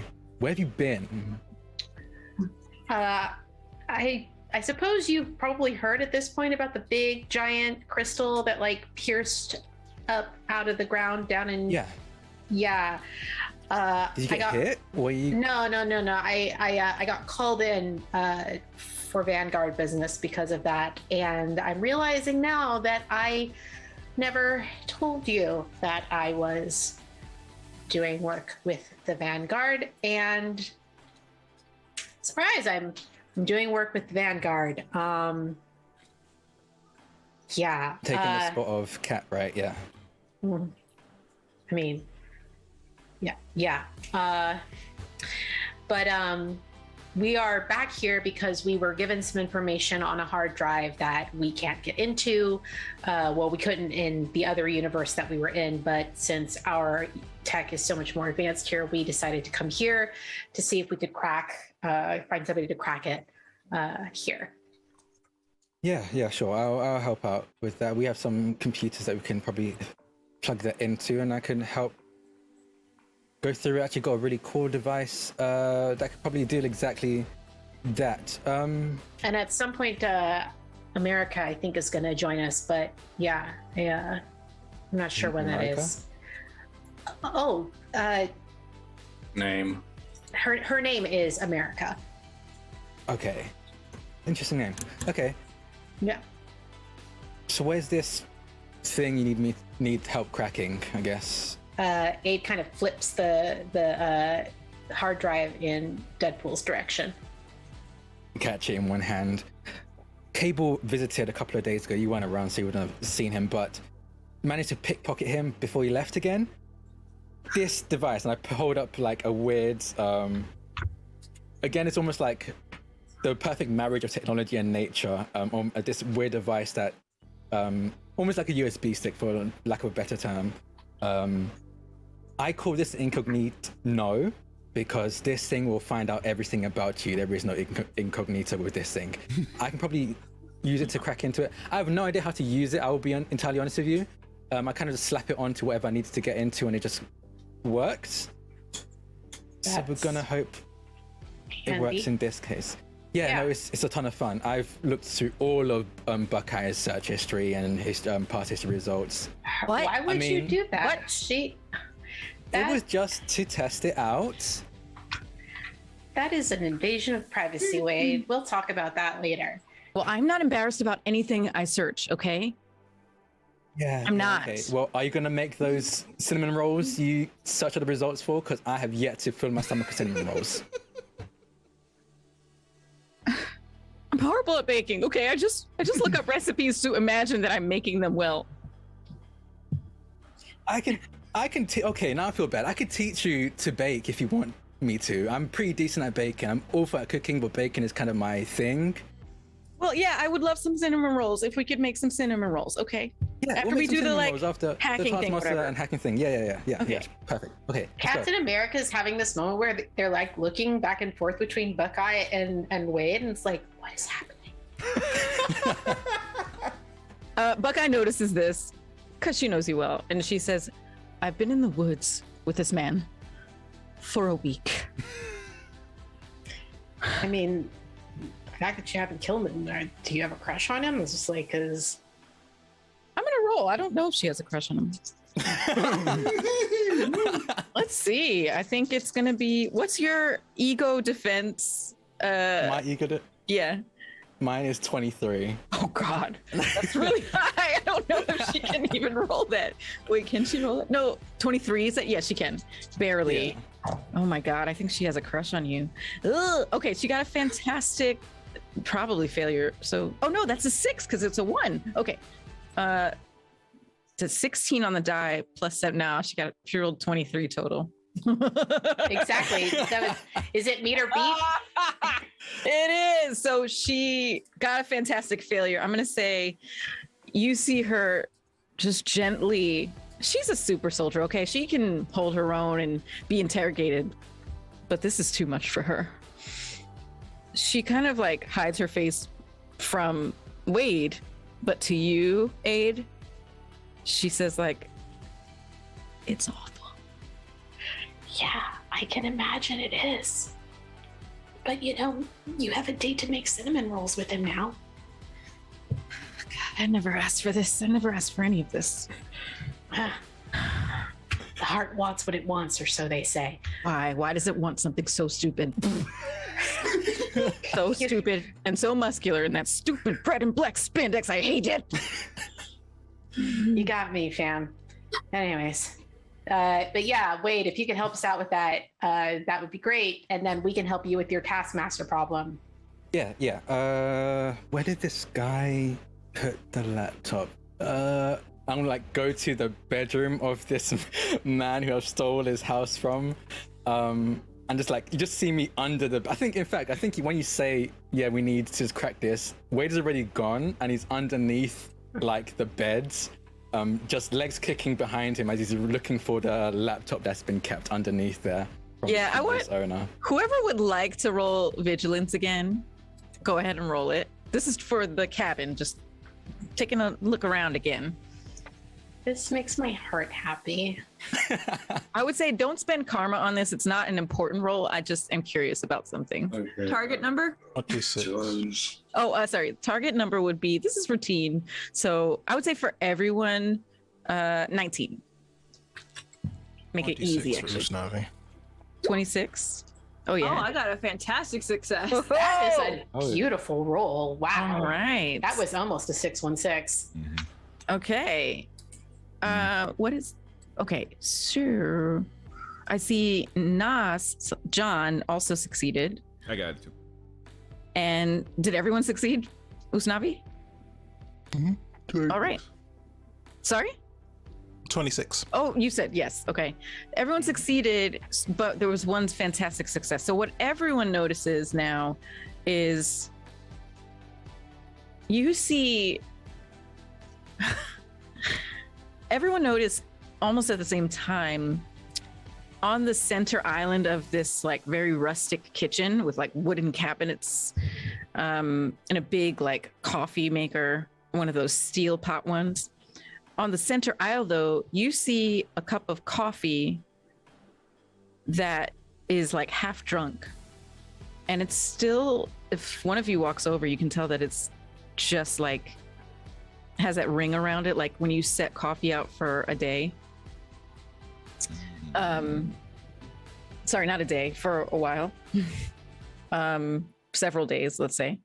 But Yamaya, with your fantastic success, you walk over to the kitchen counter that's along the walls, and you see that there's a burnt waffle in the waffle maker. I'm gonna take it out. You should not have a burnt waffle in a waffle maker. Okay. Buckeye sees you notice it and take it out and says, y'all, I don't know how he got this place. I didn't ask questions, but we have a mission. He's mostly good people's, I guess. Yeah. Burnt waffle? You think that's a good person who leaves a burnt waffle here? No, I don't. I think it's a horrible person. Horrible, stupid, sexy person. Oh, whoa, Excuse me? Nothing. Like that. Nothing. Sexy. I've been in the woods for a week with him. And you find that sexy. I think it scrambled her eggs just a little bit. Yeah. This is why adults are confusing. Adults? It's not just this. Are you not an adult? It's complicated. Wade has also walked out with the laptop like, are you not, you're like twice my size, are you not an adult? No. What are you? A kid? Oh, wow. So when you're full grown, are you going to be like... I don't know. Can I get bigger than this? We'll see. I hope not. I don't think you were to get into most buildings if you get any taller than that. How old are you? That's my secret. Look here, waffle burner. Can you hurry up Waffle and crack burner. this? Yes. Okay. You're a waffle burner. How dare you leave a waffle in there? And you could have at Oh. least cleaned out the cup. And you know, That if you're going to steal somebody's home, you might as well try not to leave any trace of having done so. Yeah, just to clarify, this is the GM now talking to the player. Well, no, to Wade. I'm talking to Wade. The do cup. all of you hear that? Is that just me? No? Okay. I love this so much. Wade, the cup is not yours. Yeah. It was not drank from by you. It was the coffee was not made by you. The waffle was not made or burnt by you. I would never burn a waffle. Yeah, I know. Just to clarify, they don't know Like that. definitely hearing Deadpool just talk out loud to no one. I wouldn't burn a waffle. I know it's kind of odd that they. I would think little Cap would at least know me enough to know that I wouldn't burn a waffle. Yeah, no, I didn't burn the waffle. That was the last, like I said, the last tenants of this place. This is just a new base of operation when I'm dealing with the Taskmaster. This isn't the first time I've seen Wade do this before, right? Like just No, randomly it's talk to himself like this? Oh, Yes. well, yes, actually, it is the Okay. first time you've seen this. All right, so then the look of confusion stands.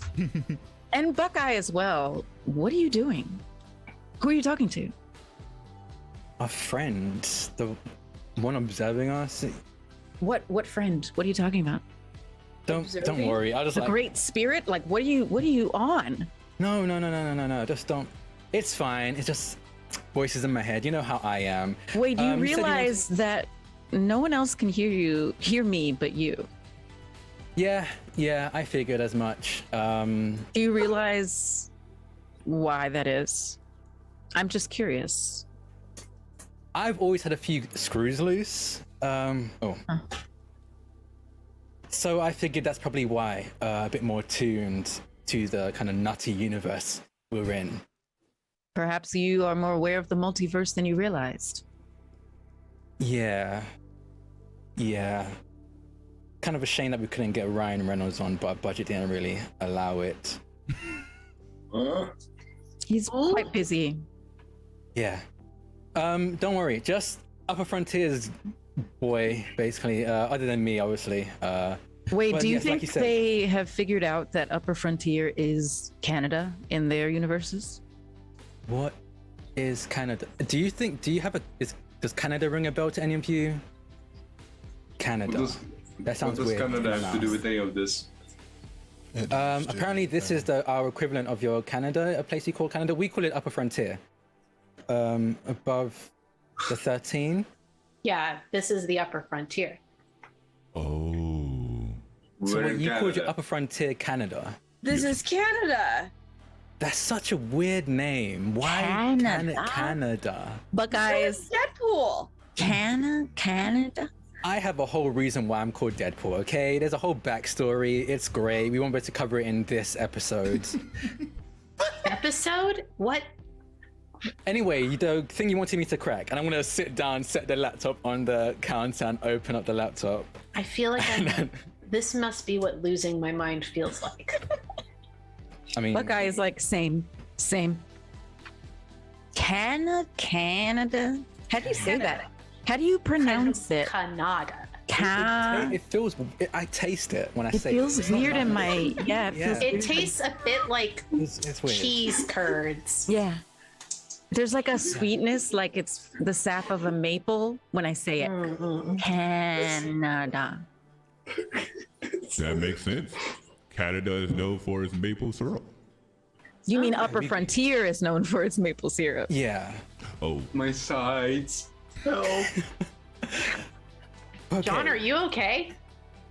I think at this point even John is losing it in the background, just laughing at the situation. Canada, weird.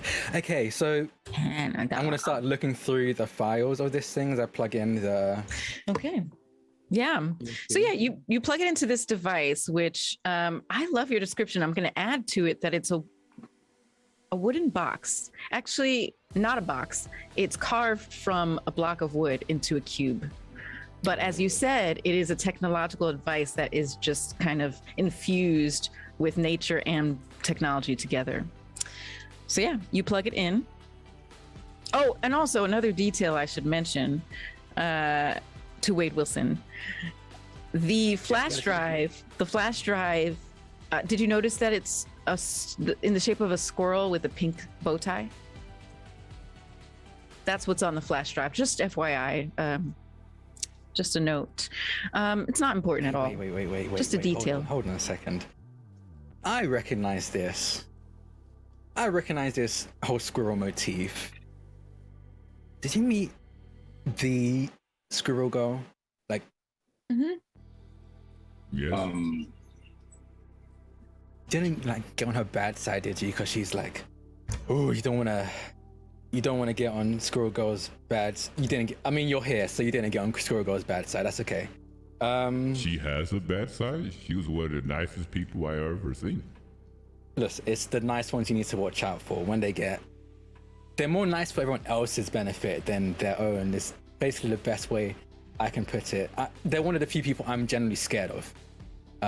You were afraid of a moose. Okay, hold on. I could have taken that moose, but I don't want to hurt the moose. You know, like. I fist bumped Divinity. I'm a fan of this child who's 7 feet tall. Disappoint. Okay, so you plug in the device. I'll plug it in. You plug the flash drive into the device, and go ahead and make a logic roll. Okay. Does this mean for the first time doing anything in this. So I just roll. Oh yeah, that's I right. click. First roll. Yep. So let me get your sheet open. You're going to click on.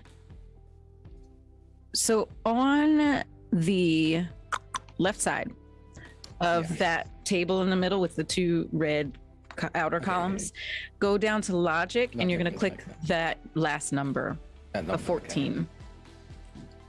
And your target number, thank you for asking. This is going to be, so you have this device, so that's going to help you out a bunch. I'm going to say the target number is 20. It brings it down quite a bit. It was 32 before, so it brings it down to 10 by 10, 22. 22. Mm-hmm. Okay. 27. Yes. Okay. So let's see if one of that watching cable do his thing is gonna rub off on me. So from the top of this wooden technology cube of technology wood, a holographic image pops up, like a curved screen curving towards you all. It's quite large too. And you see the encryption numbers running just fast all across this. It's like a clear white color as the main frame of this holographic screen. And then just all different colors, like lots of blues and greens and purples of letters and numbers being just like decrypted on the screen. And that flashes for a couple of moments as this thing does its work on the flash drive. And after a few moments of this, you all see those letters and numbers wipe down and drain down into nothingness off of the holographic screen. And phasing in onto the screen is a circle with a skeleton butterfly traced in the center. And that's where we'll take our break. Ooh, all right. I hope you're enjoying this episode so far. Again, if you like what you see here, make sure to join our Discord, where you should see a description section below. We have a section for spoilers, not spoilers. We would love to hear your thoughts about the campaign. And we'll be back within most likely 10 minutes for the second half of Marvel's The New Vanguard. But until then, farewell for now. And we are now back for the second half of Marvel's The New Vanguard. So with that, Aliza, take it away.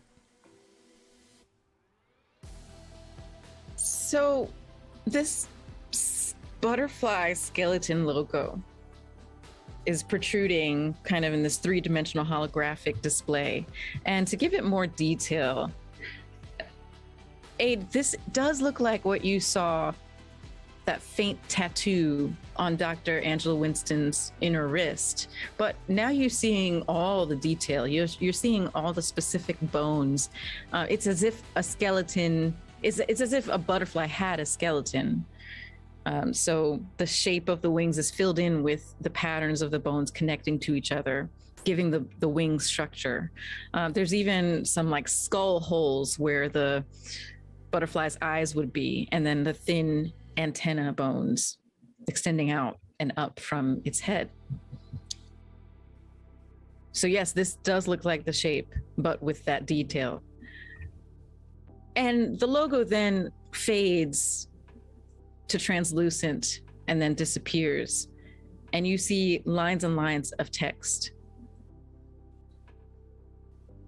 You see a document populating in front of you.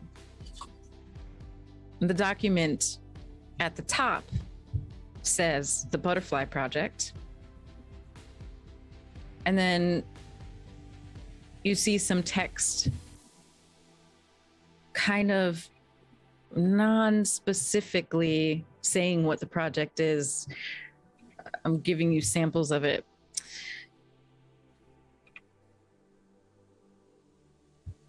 It seems to be instructions in this paragraph. Instructions of how to call in, when to call in, who calls who when there's a code red, things like that.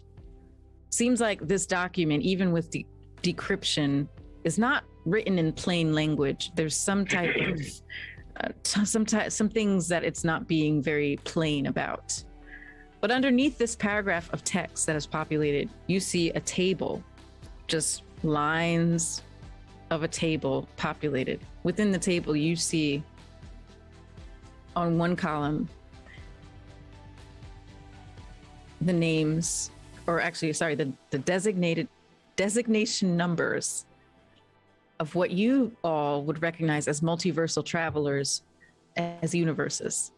You see some of your own universe designations. You see T2637 at the top. You see Usnavi's. You see John's. You see 616. And you see a bunch of other ones that you don't necessarily recognize. The second column is color-coded. Some of the boxes are red and have an X in them. Some of them are yellow. Many of them are yellow, actually, but several of them are green. You notice specifically that T2637 is green. You see that John's is also green. Usnavi's is yellow. And then the rest are a mixture of the different colors. I have no idea what I'm looking at, but decrypted it. Is there a color key to explain what the greens and yellows mean? I mean, I could probably check if there is any key. Yeah, you look around at the document. This is all you see. Nope, just a bunch of greens, yellows, and reds. What does Some of them have X's in them, by the way. Oh, some X's as well. Two things. One, what does it say next to my universe, just to clarify? Your universe is not listed. Oh. That's weird. Why would my universe not be listed, but a crystal appeared? There are lots of universes that are not listed. Aid, you also notice that this one isn't listed, GB313. I mean, this one isn't listed either. We weren't immune from the effects. There might be something more to this. Is there a doctor? Oh God, what's her name again? I'm sorry. Angela Bassett. Winston. Winston, sorry. Angela Winston. Winston. You said Angela Bassett? I mean, is there a Love Dr. Winston here? Here, where? Oh, who are you asking? Sorry. Aid. I'm asking Aid. Okay. Is there a Dr. Winston in this universe? no idea. I guess we could find out. When they say that name, does it ring a bell to me? Go ahead and roll logic. Mm-hmm. And the target will be 26. 26.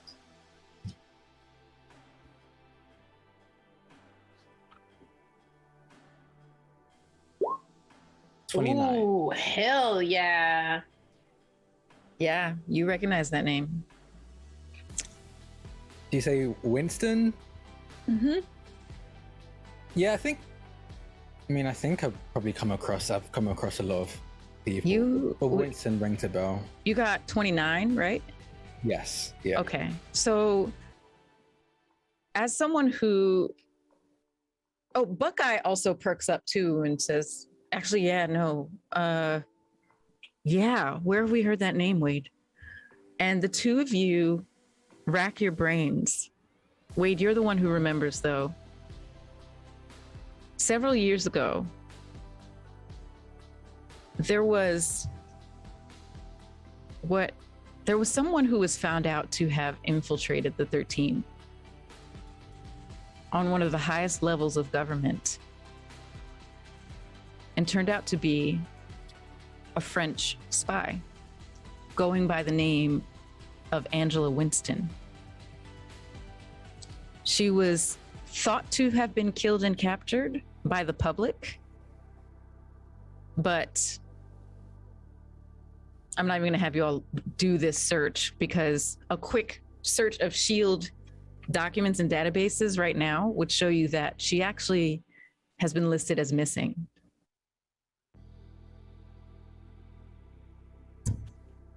Yeah, there was a whole hubbubaloo about some French agent who infiltrated the 13, Angela Winston.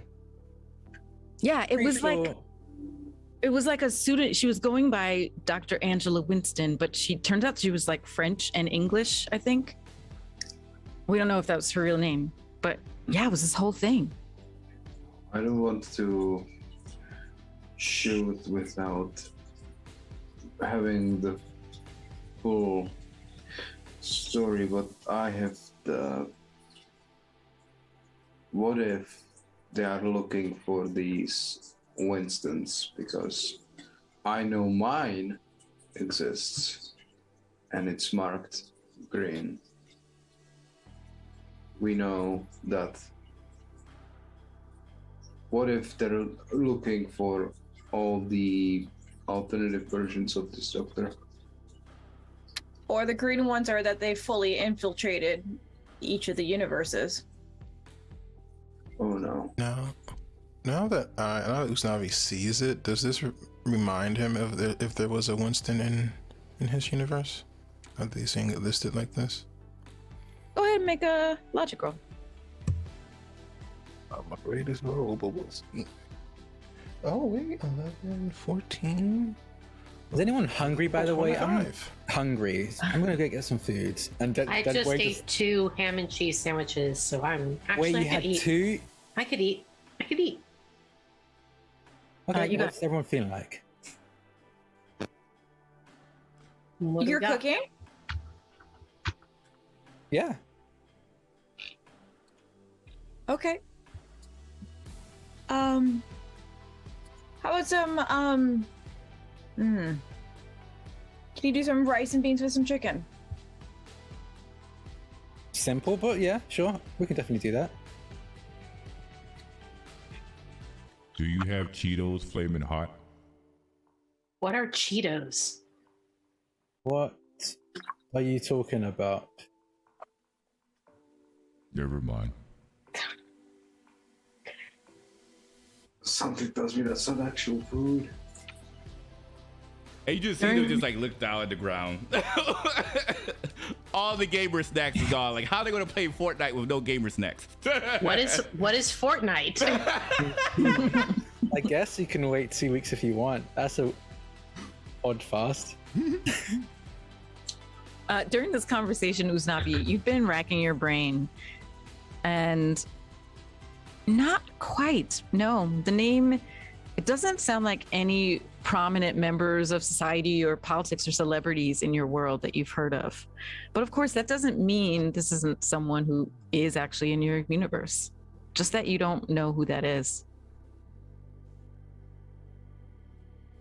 I'm concerned if they've been to my universe, they may have taken some information from it. And if they did, your universes may no longer be safe, or at least won't be safe for very long. Oh, what is this? Some sort of a secret invasion? I'm so sorry. It sounds like all of you are describing some kind of secret war or something.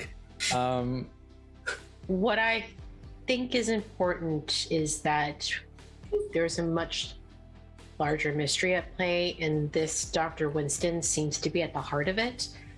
And I don't know that we are going to be able to stick around to really suss out that situation after we help you with your Taskmaster thing.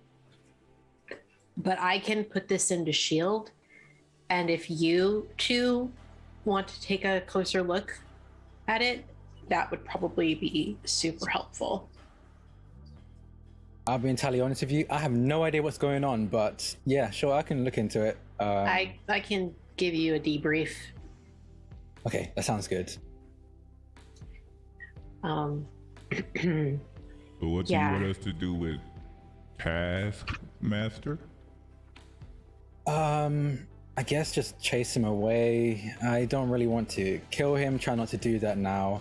But arrest him, I guess, is the best thing we can do at this point. He's been a bit of a thorn in many people's sides, and I plan on being a thorn right back. But I need a bit of help. He brought back up since the last time I ran into him. Because he knows he can't take me on one-on-one. It's a whole thing. Well, we could even the odds. I appreciate that.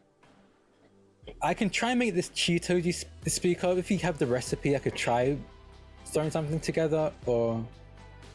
What exactly is a Cheeto? Your Maya, please tell me you have some Cheetos in your back.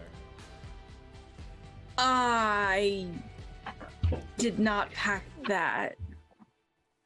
Can you explain what it is? It's a singular Cheeto is It looks like this. Wait, what? Why is it that color That cannot be healthy. or That is natural? You eat Definitely that? But guy, you actually eat that? How do you have a singular Cheeto in your pocket? I don't want to. It's like everything you eat is like a strange color. It's a little bit it's upsetting. I'm gonna be honest, it's very upsetting. I am a little bit upset that you brought that into my house, and as I say that, I knock another photo off the table. Like a cat. It's spandex. Can you go and cook, please? That is the exact same color as your spandex. Wow. That's honestly makes it worse now you pointed that out. Yes. Oh, Yeah. but yes, I can go cook. I'm just gonna need to find So my should egg. we call Deadpool a Cheeto then? No. I mean, I've been called worse. Well, Cheetos are delicious, so that just means you're delicious and nutritious. I've been told that many times. as Nothing well. about that looks nutritious. I've also been told that multiple times. But yeah, I'm gonna go cook. I want to head over to the kitchen. I'm putting an apron. It says "Kiss the Chef" because, of course, it does. Aid just looks at Buckeye. I hate it. I hate it. I hate it. Buckeye I'll then cook. I'll fully Buckeye- cook. Like, yeah, Buckeye completely just gives up and walks over to the kitchen and starts pulling things out. Do you need this? What do you need? How do you teach me? yeah, just get how the to rice. We have bake. to wash the always. Okay, we need to wash the rice. That's the She most. kind of important. sniffs you a little bit when you reach across the counter. Yeah. Yeah. Do you just sniff the rice? What? No, she actually sniffed you. Oh no. Wade doesn't pick it up on it. Wade's like, do you just sniff the rice? Okay. The rice is good. We just got it in. Yes. Yep. I can tell. It smells really fresh. Yes. We're putting rice in the cinnamon rolls. Are we making cinnamon rolls or not? Oh no, we're not making cinnamon's gonna be after the whole Taskmaster thing. We're just gonna. Oh, okay. Got it. Yeah. Okay. Yep. All right. I'm ready. Yeah, I'll just get to cooking. And Wade is like, he knows how his way around the kitchen. He cooks for his family, so he's definitely humming some song like "It's not unusual to have fun." Oh my god. I'm very interested in somebody else cooking, finally. I just want to confirm that Wayne Newton is canon in GB 313. Oh hell yeah. We have the Carlton and everything. You know what? I'm gonna just fill this out. Wayne Newton is an upper frontier hero, musical hero genius. Oh yeah. Wayne Newton has a cabin and raises very exotic horses. I know a lot about Wayne Newton, y'all. We don't have the Fresh Prince of Bel-Air. We have the Fresh Prince of Bangor, Maine. Yes. Yes. Yeah, Wayne Newton raises exotic horses on his horse ranch in Upper Frontier. He holds concerts where he I know too much Wayne Newton weird stuff.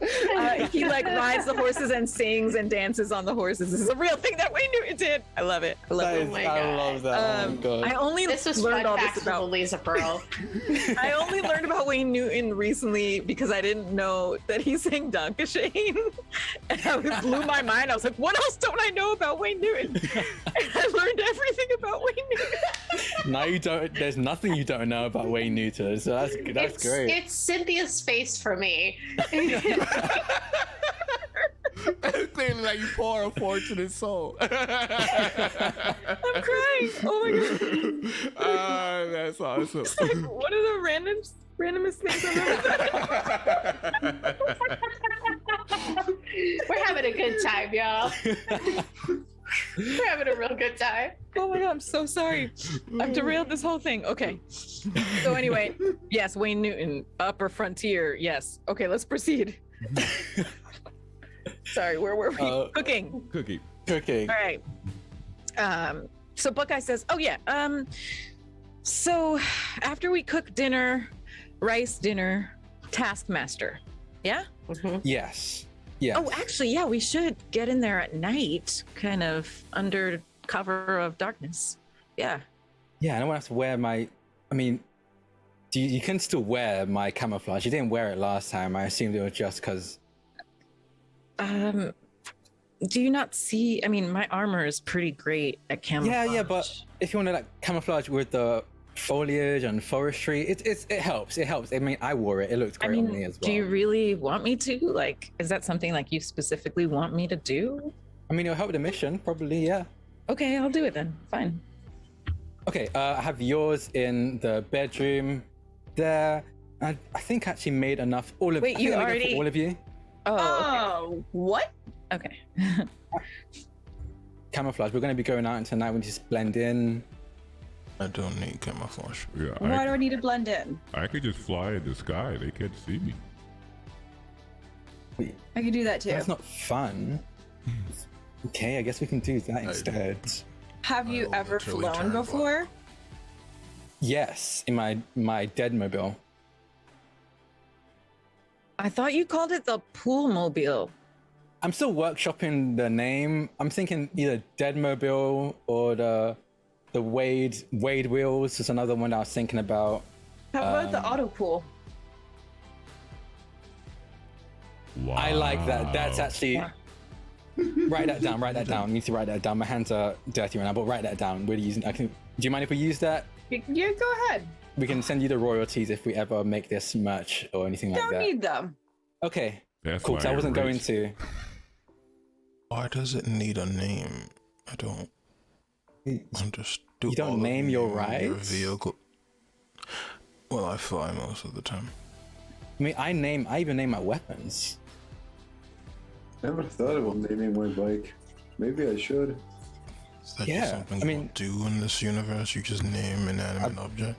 I pull out one katana and etched into it says B, and then he pulls out the other katana that says Arthur. So it has two katanas named B Arthur. I name all of my weapons. I mean, it makes it more personal. You look after Who's them more. the author? A golden.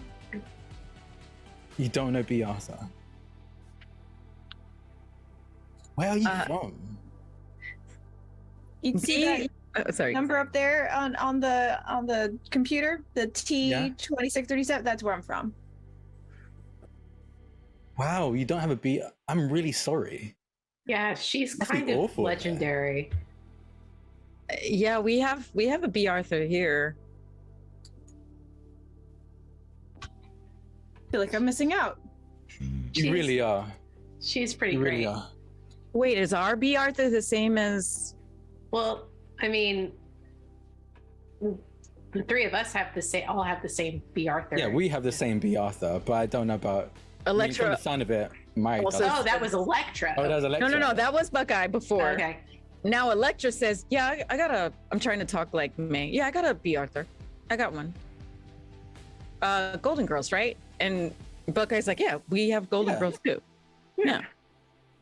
That Seminole. might be the multi-universal constant, apparently, from the sound. I mean, no, now that I mention it, apparently you don't have Golden Girls, Maya. What is Golden Girls?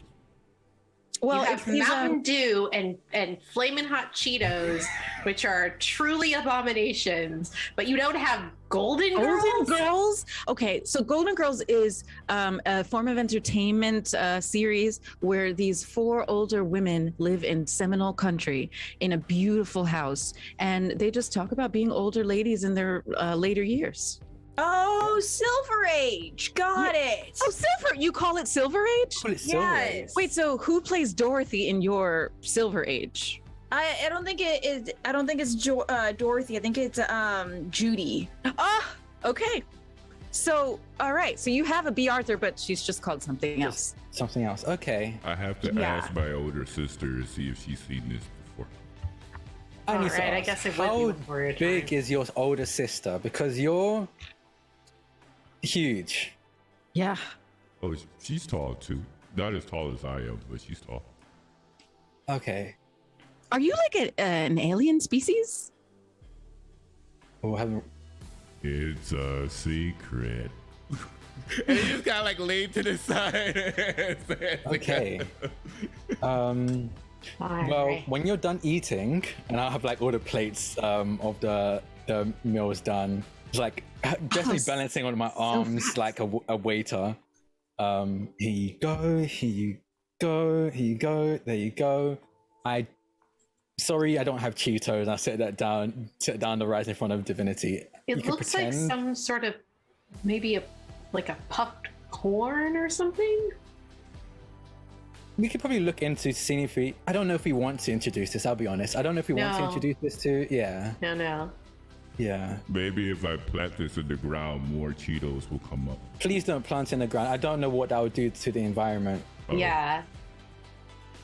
I don't think that's how it works. I just eat it. Okay, let's eat and let's talk through a plan on how we're gonna attack this taskmaster. Yeah. So we Honestly, just fly and punch no it, right? real.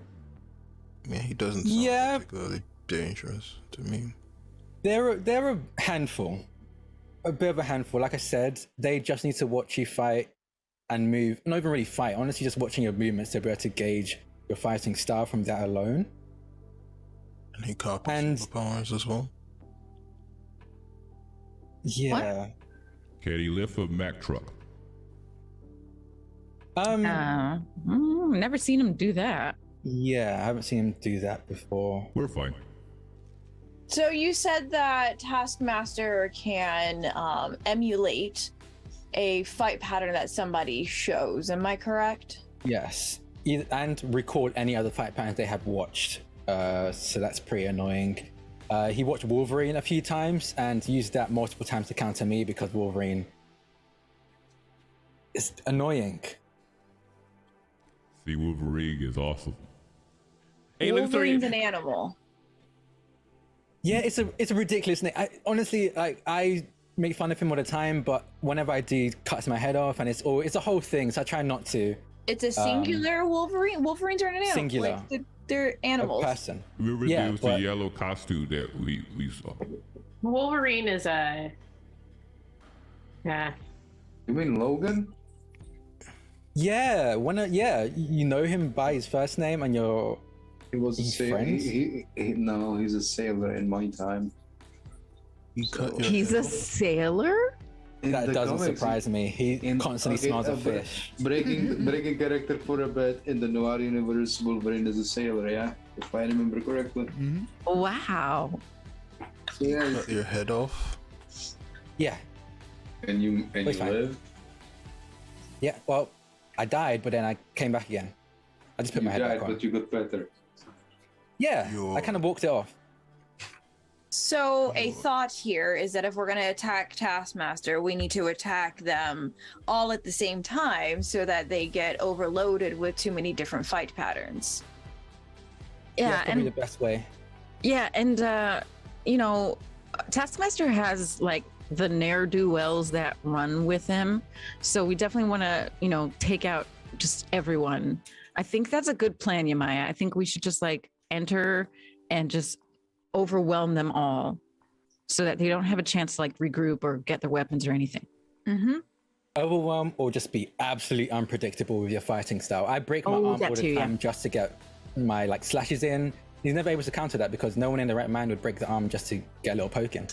Yeah, actually, that's a great point, Wade. So, of all the people I've seen go up against Taskmaster, Taskmaster has the hardest time emulating or copying Wade's fighting style because he has no I'm fight. absolutely insane. Yeah.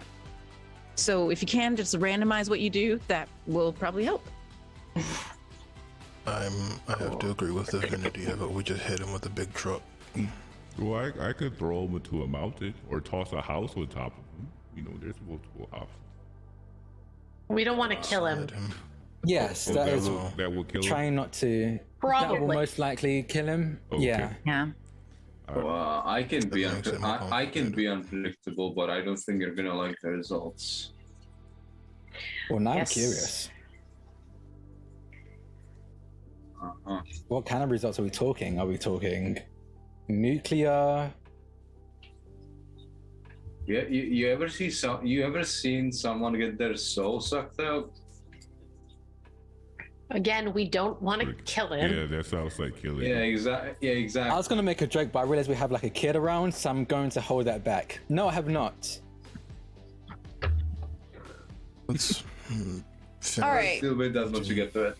Sounds like we have a plan, and you want us in these ridiculous costumes. Yes. Think of it as a team costume, a team uniform. It's team building. All right. We cut to nighttime. A couple of hours later, you all are in the dense forest around that first cabin we saw in this, as Wade would call it, episode. Behind trees, you all are crouching and hiding, looking at the cabin, and you all are wearing bush hat and a bush tutu. Now, If somebody doesn't draw this, I'll be really upset. trying to be very specific for fan art. Okay, so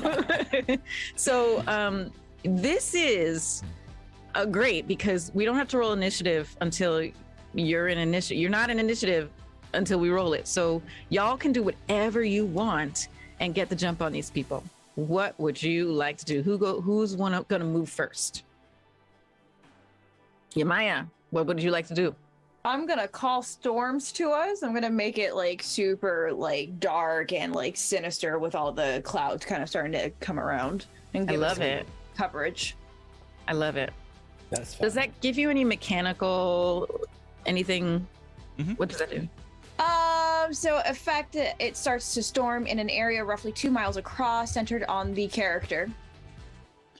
All ranges and all speeds are cut in half. Oh, Great. Sorry, you said all speeds are cut in half in the area. Okay. the ranges, I think. And the ranges, got it. Great. Okay, what else would you all like to do? I will transform to hide in the night. Okay. What I does this look like when you transform? Because I do not know. Yeah. He just kind of he looks down at this tutu he's wearing, just shakes his head, and then you see his skin beginning to turn into this kind of deep black, and it's slower than usual because the sun itself isn't actually out, it's the moon. But before long his skin turns into this deep black color, and then his eyes are golden, like kind of like small suns. You've made some very interesting friends, Aid. Indeed, I have. But, you know, they were his friends first. Yeah. I think Divinity is going to essentially just look for the closest enemy and then smash. Pretty much. Yeah, Captain America is also moving in, being the tactical point person, I think. Right. Yeah, they're coming in from the sky, so they're going to, because they love Yamaya's storm because it just gives them a sense of comfort, even though it's literally like a hurricane weather for everything else. It just it embodies them, it inspires them, and so they're just going to just dive while in the storm to the closest enemy, and it just smash right to the closest enemy All they can right. see. I'm going to give you each a surprise attack round before we roll combat. Okay. All right. So the storm, go ahead and roll initiative. Sorry. Yeah. Let's roll initiative now, and then we'll do a surprise attack round. And then if any of you get a fantastic success on your initiative, you'll get another surprise round. I'm not sure these people will last very long. Cap got one.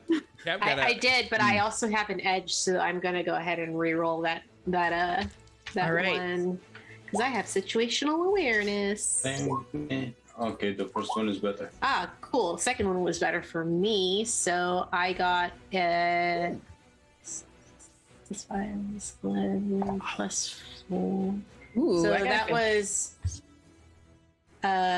plus 4. Sorry, I'm attempting to do math, and I'm really bad at math.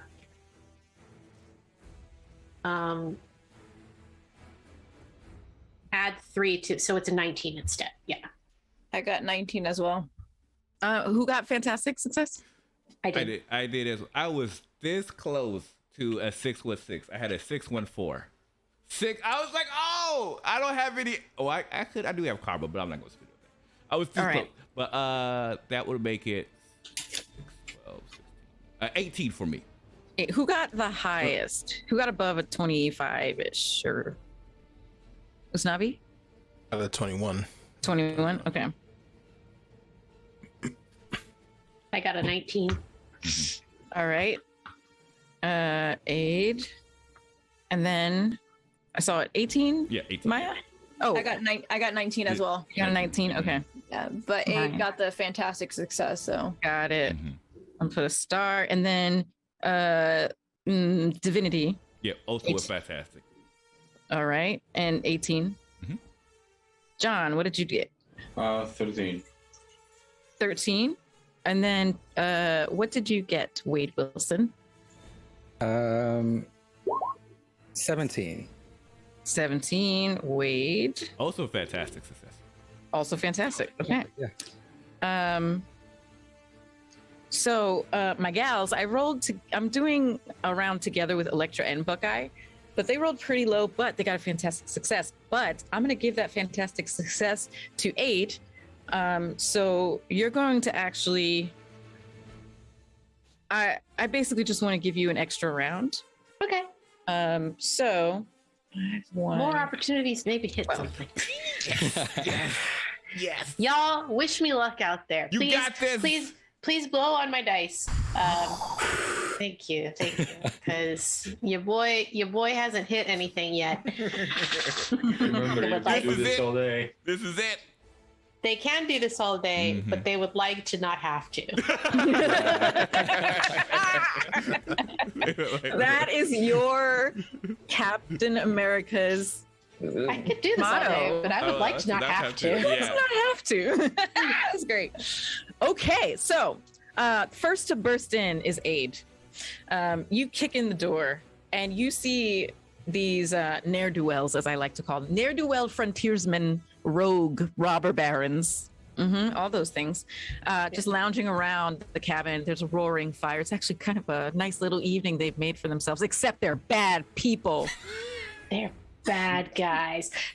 Aid comes in and barely needs to take a single look at one glance is all they need to kind of pick out where everybody is, and without losing any momentum, they kind of slide across the ground like a baseball player sliding into like home base, and just immediately like pull their shield out from behind their back and just sort of like slap it across somebody's kneecap basically, and just take them out. Hopefully we'll see if that actually happens as I do a shield bash.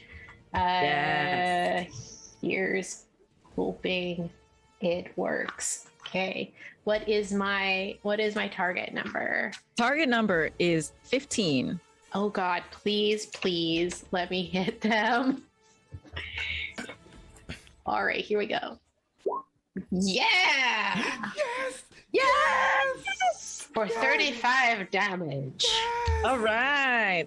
I'm clipping you knock the upper frontier out of this person. Hell yeah, I do. They are laying cold on the ground. You get another round.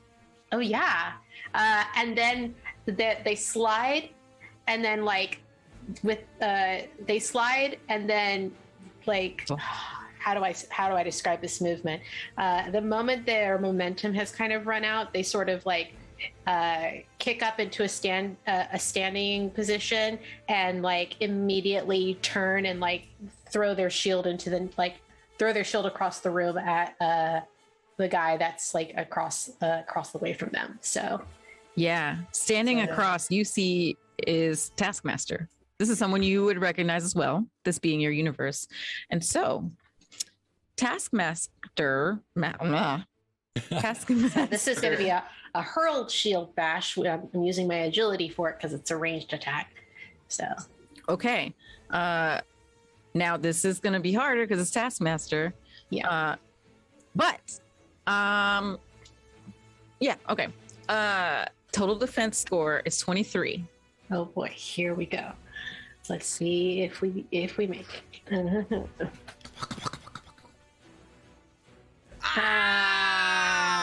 you use edge? I'm gonna So close. No, can I use karma? Oh, karma. What's that? Yeah, use karma. Karma, yeah. I'll spend a karma point to re-roll that d6. Yeah. Hopefully, Your 2d6 is... Oh, literally no. one short. Know what? No, I'm giving you another edge. I almost gave it to you before. I'm giving it to Okay, you now. all I'm giving right. Another edge. Here we go. We're not going out like that. No, no. No. Damn it. So roll 20. For those who were podcasters, it was a 1, a 2, and then back to the 1. That was 3 advantages. That shows you how roll 20 is. Roll 20 be doing me dirty, y'all. But it's okay. I did get a hit in and I knocked somebody out. It's okay. It is okay. But roll 20 be doing me dirty. That was real dirty. Yeah. But you also got a fantastic failure here. So I'm going to say this was a shield bash, right?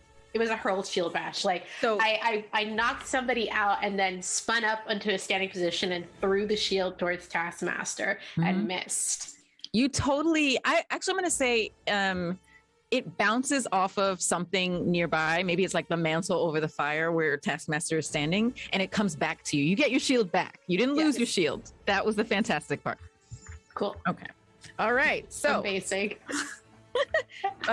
continuing with the surprise round for fantastic successes, Divinity. So Divinity, when they see Cap quickly move inside, they're concerned that the house that they're inside is going to provide a lot of cover. So they're essentially going to lift the house out of its foundation, so therefore everyone could be able to see what's inside. So then you just see Divinity essentially grab the house from the side, and they're essentially just going to lift it up. So therefore people can be able to see what's going on. Wait, people who...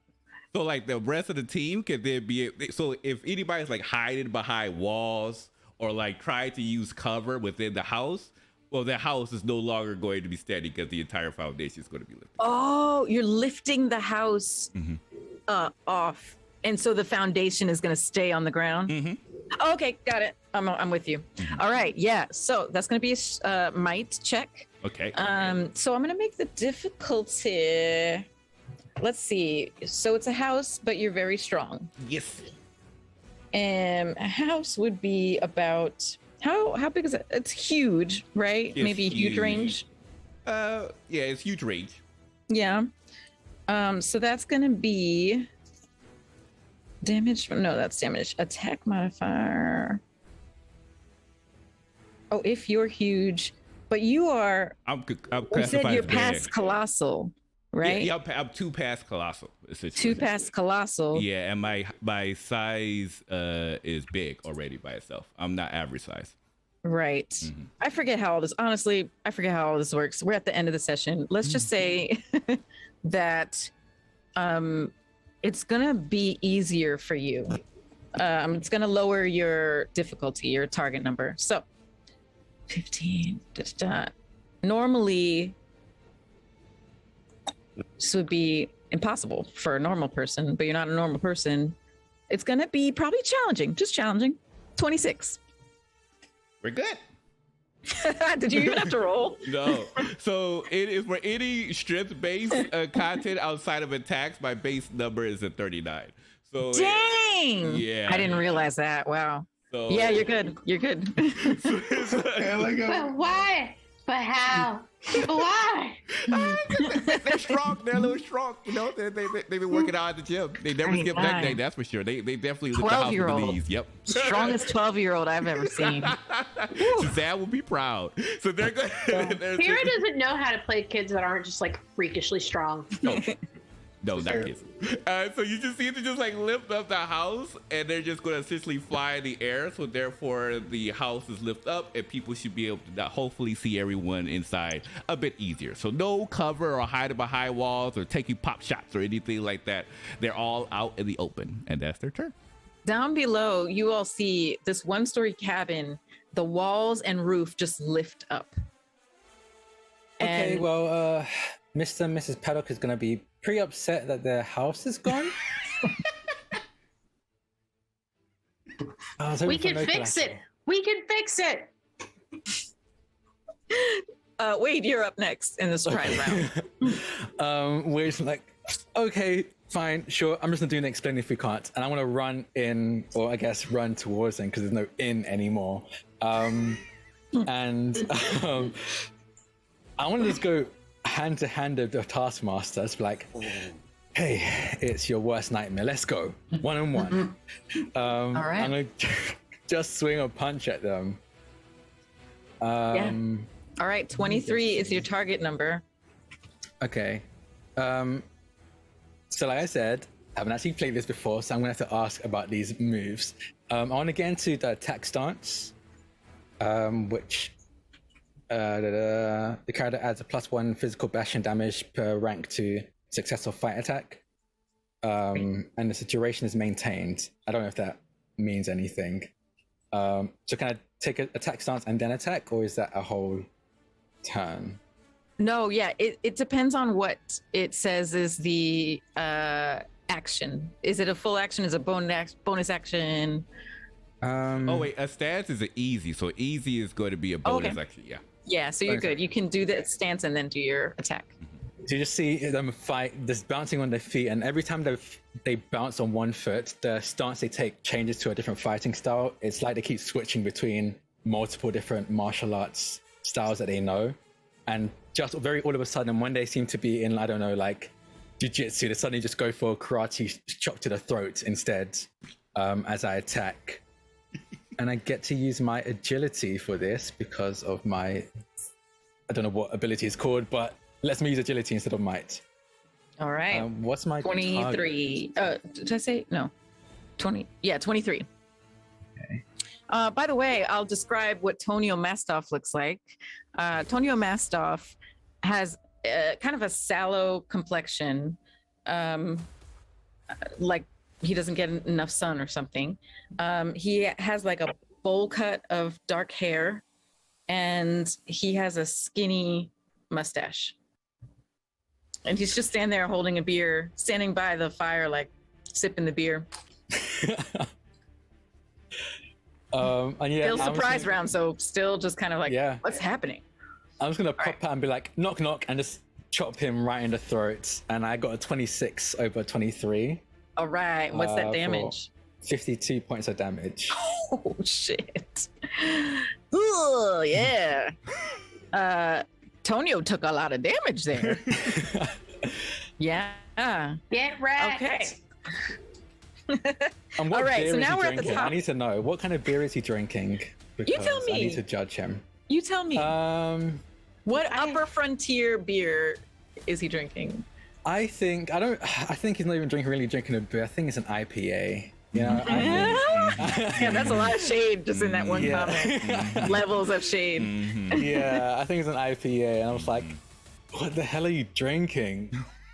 God, let me help you with that. And that's why I just chop him in the throat so he spits up whatever he's drinking. You're welcome. God, I saved you. Even doesn't even wish IPA on his worst Oh, enemy. the worst enemy. No. Ouch. Okay, we are back at the top of the round. Usnavi. Usnavi. Is there anything that's not already being taken care of at the moment? There's several other of these ne'er-do-wells. And now, this is not a surprise round, so they are going to... Oh, I forgot to roll for them. Oopsie. They're going to be activated in this round, though.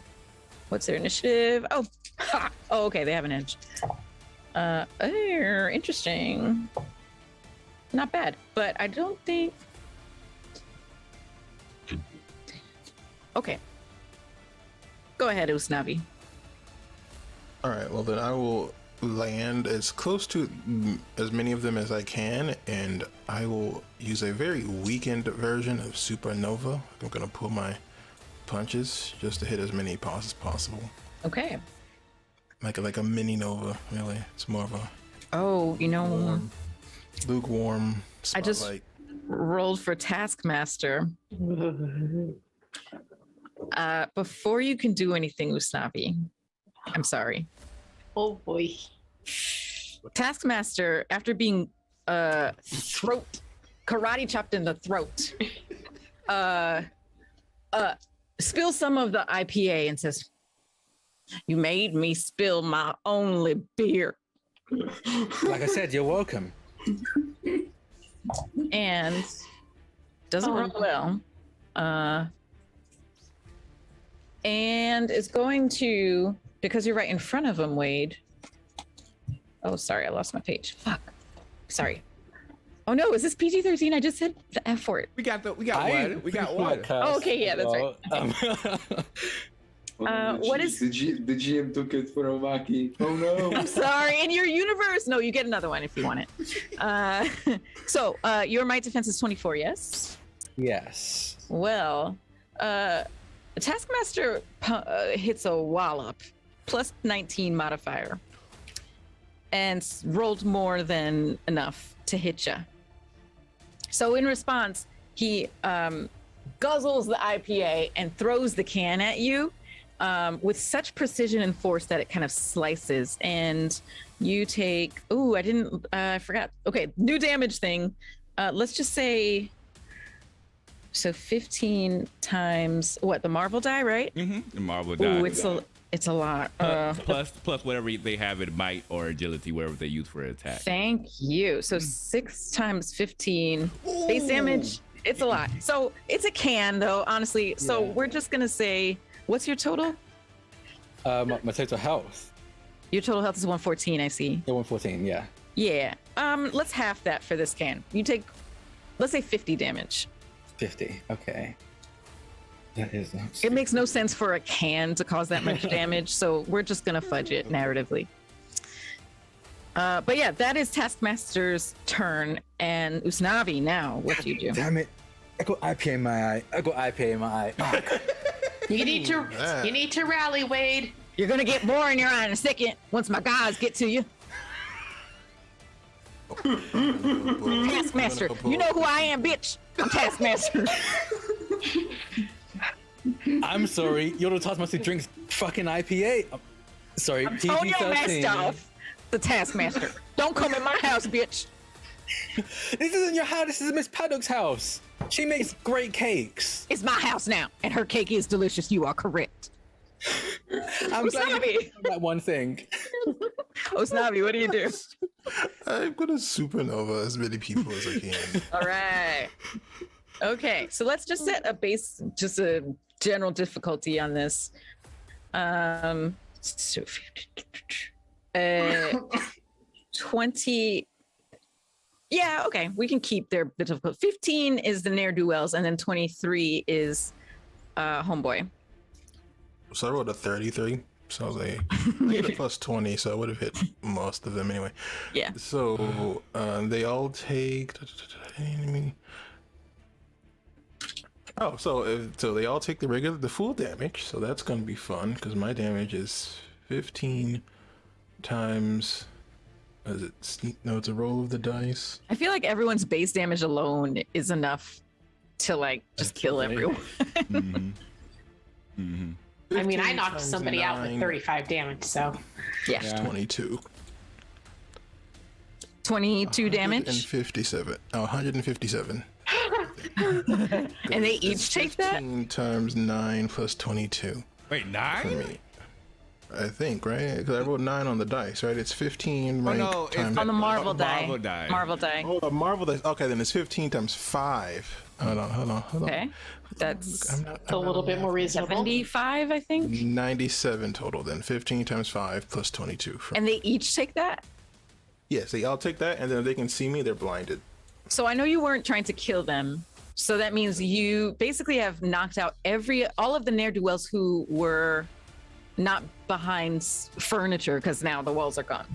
So most of them in the room are knocked out, but there are still several who were kind of regrouping and trying to hide and stuff like that. All right. Aid, you're up again. All right, gonna try this. Just gonna try this again. Gonna get right up in his face and just try to do a regular old shield bash. That's Taskmaster? Yeah. All right. Since everybody else appears to be knocked out.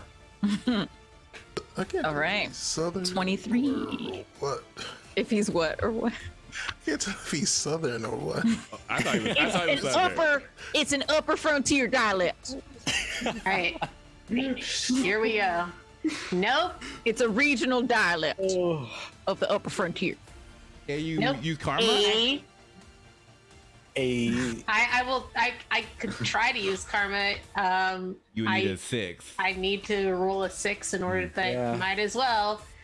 You get it back soon, right? We're at the end of the session. Oh, 5. no. So close. So close. Once again, off by 1. Do you have the thing where you can spend focus to like increase a die by 1? That's a thing. I don't know if you have it though. I don't think I do. All right, we need to figure that out. Some people need to take that because that's an awesome thing. Well, I you saw. know what? Like things are happening after this session, and I can look at it that's then. true. That's true. Okay, so Aid, that was your turn. Do you have any other things to do? No, I just kind of when I missed him the second time around, you just see Aid roll their eyes like and like What's wrong with you? Wait, are you Captain America? Yes. You look different. Not the same Captain America. Oh, that's why. Why? Tonio has picked up a lager. It's like, oh, this tastes so bad. Okay. Maya, you're next. Get him. Well, I'm going to fly in gracefully, just kind of like hover down, and I'm actually going to come in and attack Taskmaster as well using Clobber. So she's going to basically come in, see that Aid's missing, kind of try to clothesline Taskmaster and kind of grapple him down to the ground. using Nice. Clobber. Yes, 23 is your target. Okay, I gotta remember how to roll this. While you're doing that, Taskmaster says, "What's this all about anyway? A? Why are y'all in my house? A?" You Do do. all of the worst upper frontier stereotypes. Okay. Do you also say sorry? Sorry, what did you say to me? I was listening. What was your question? You said you had something for attacking? Yeah, Man. well, I'm still trying to figure out what to roll. I'm still. Oh, I'm sorry. Oh, you just hit the attack button. The attack button at the top-ish left corner. They changed some things on the sheet, so it looks different now. And you said target defense is what? 23.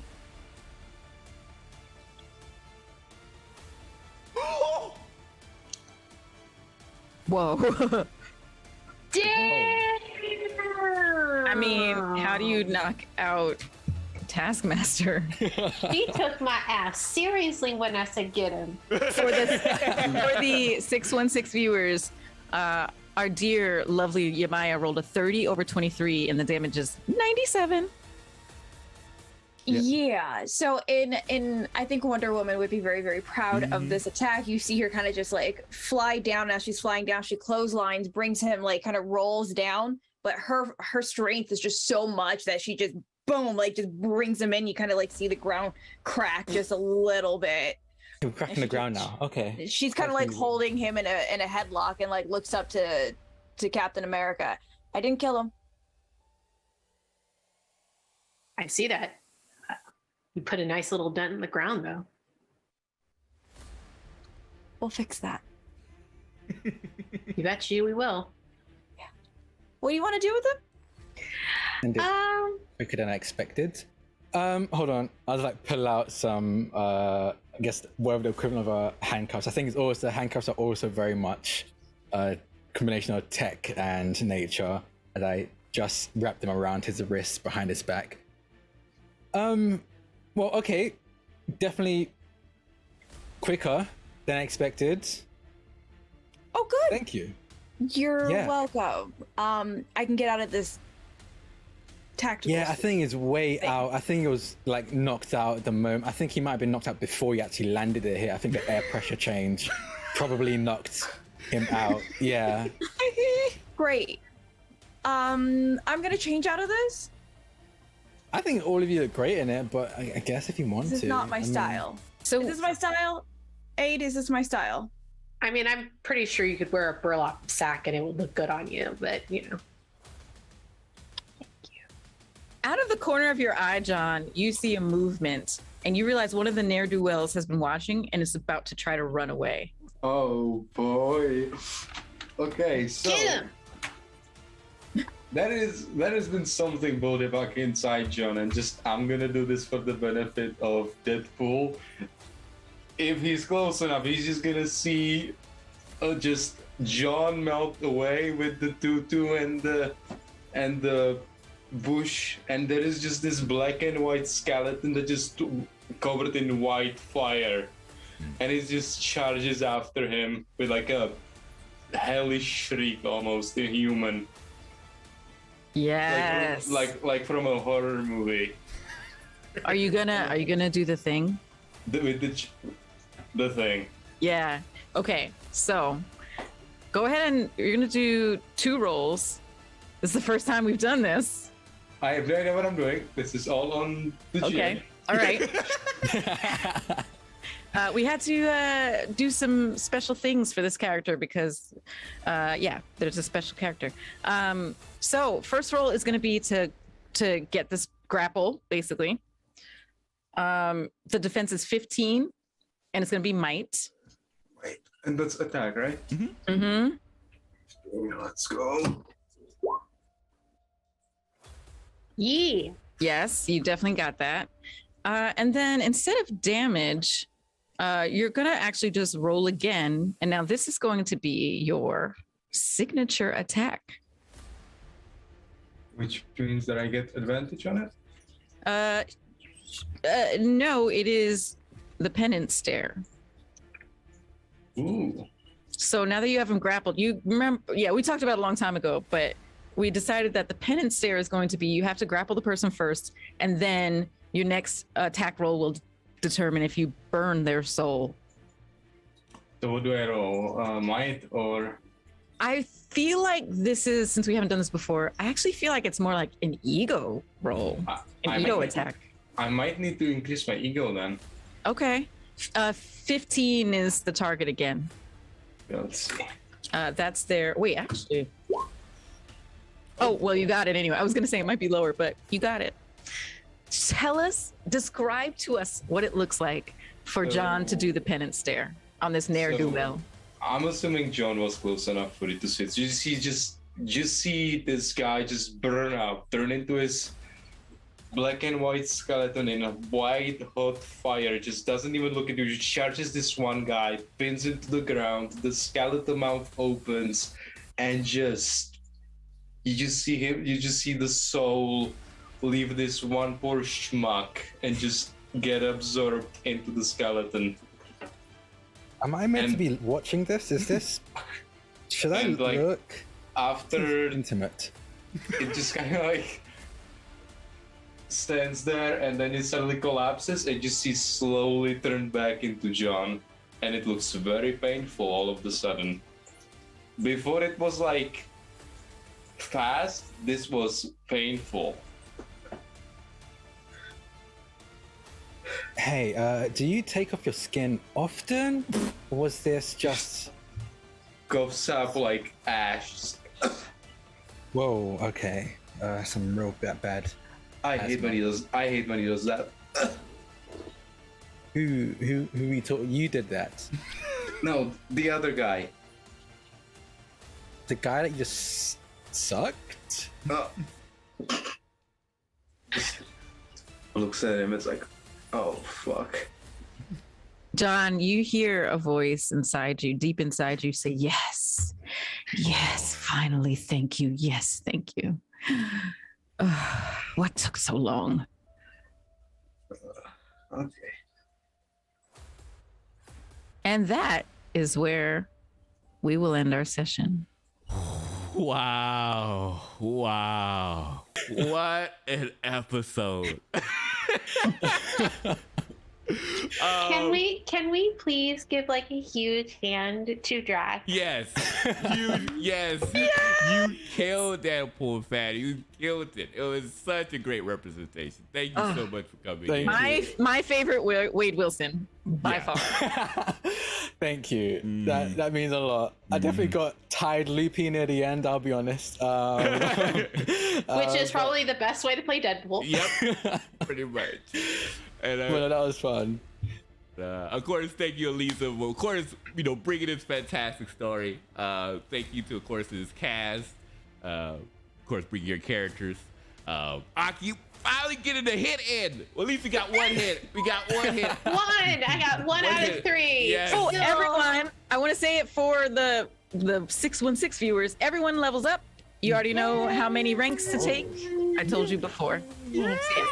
So we'll be doing that. So I can hopefully hit more things. Yeah.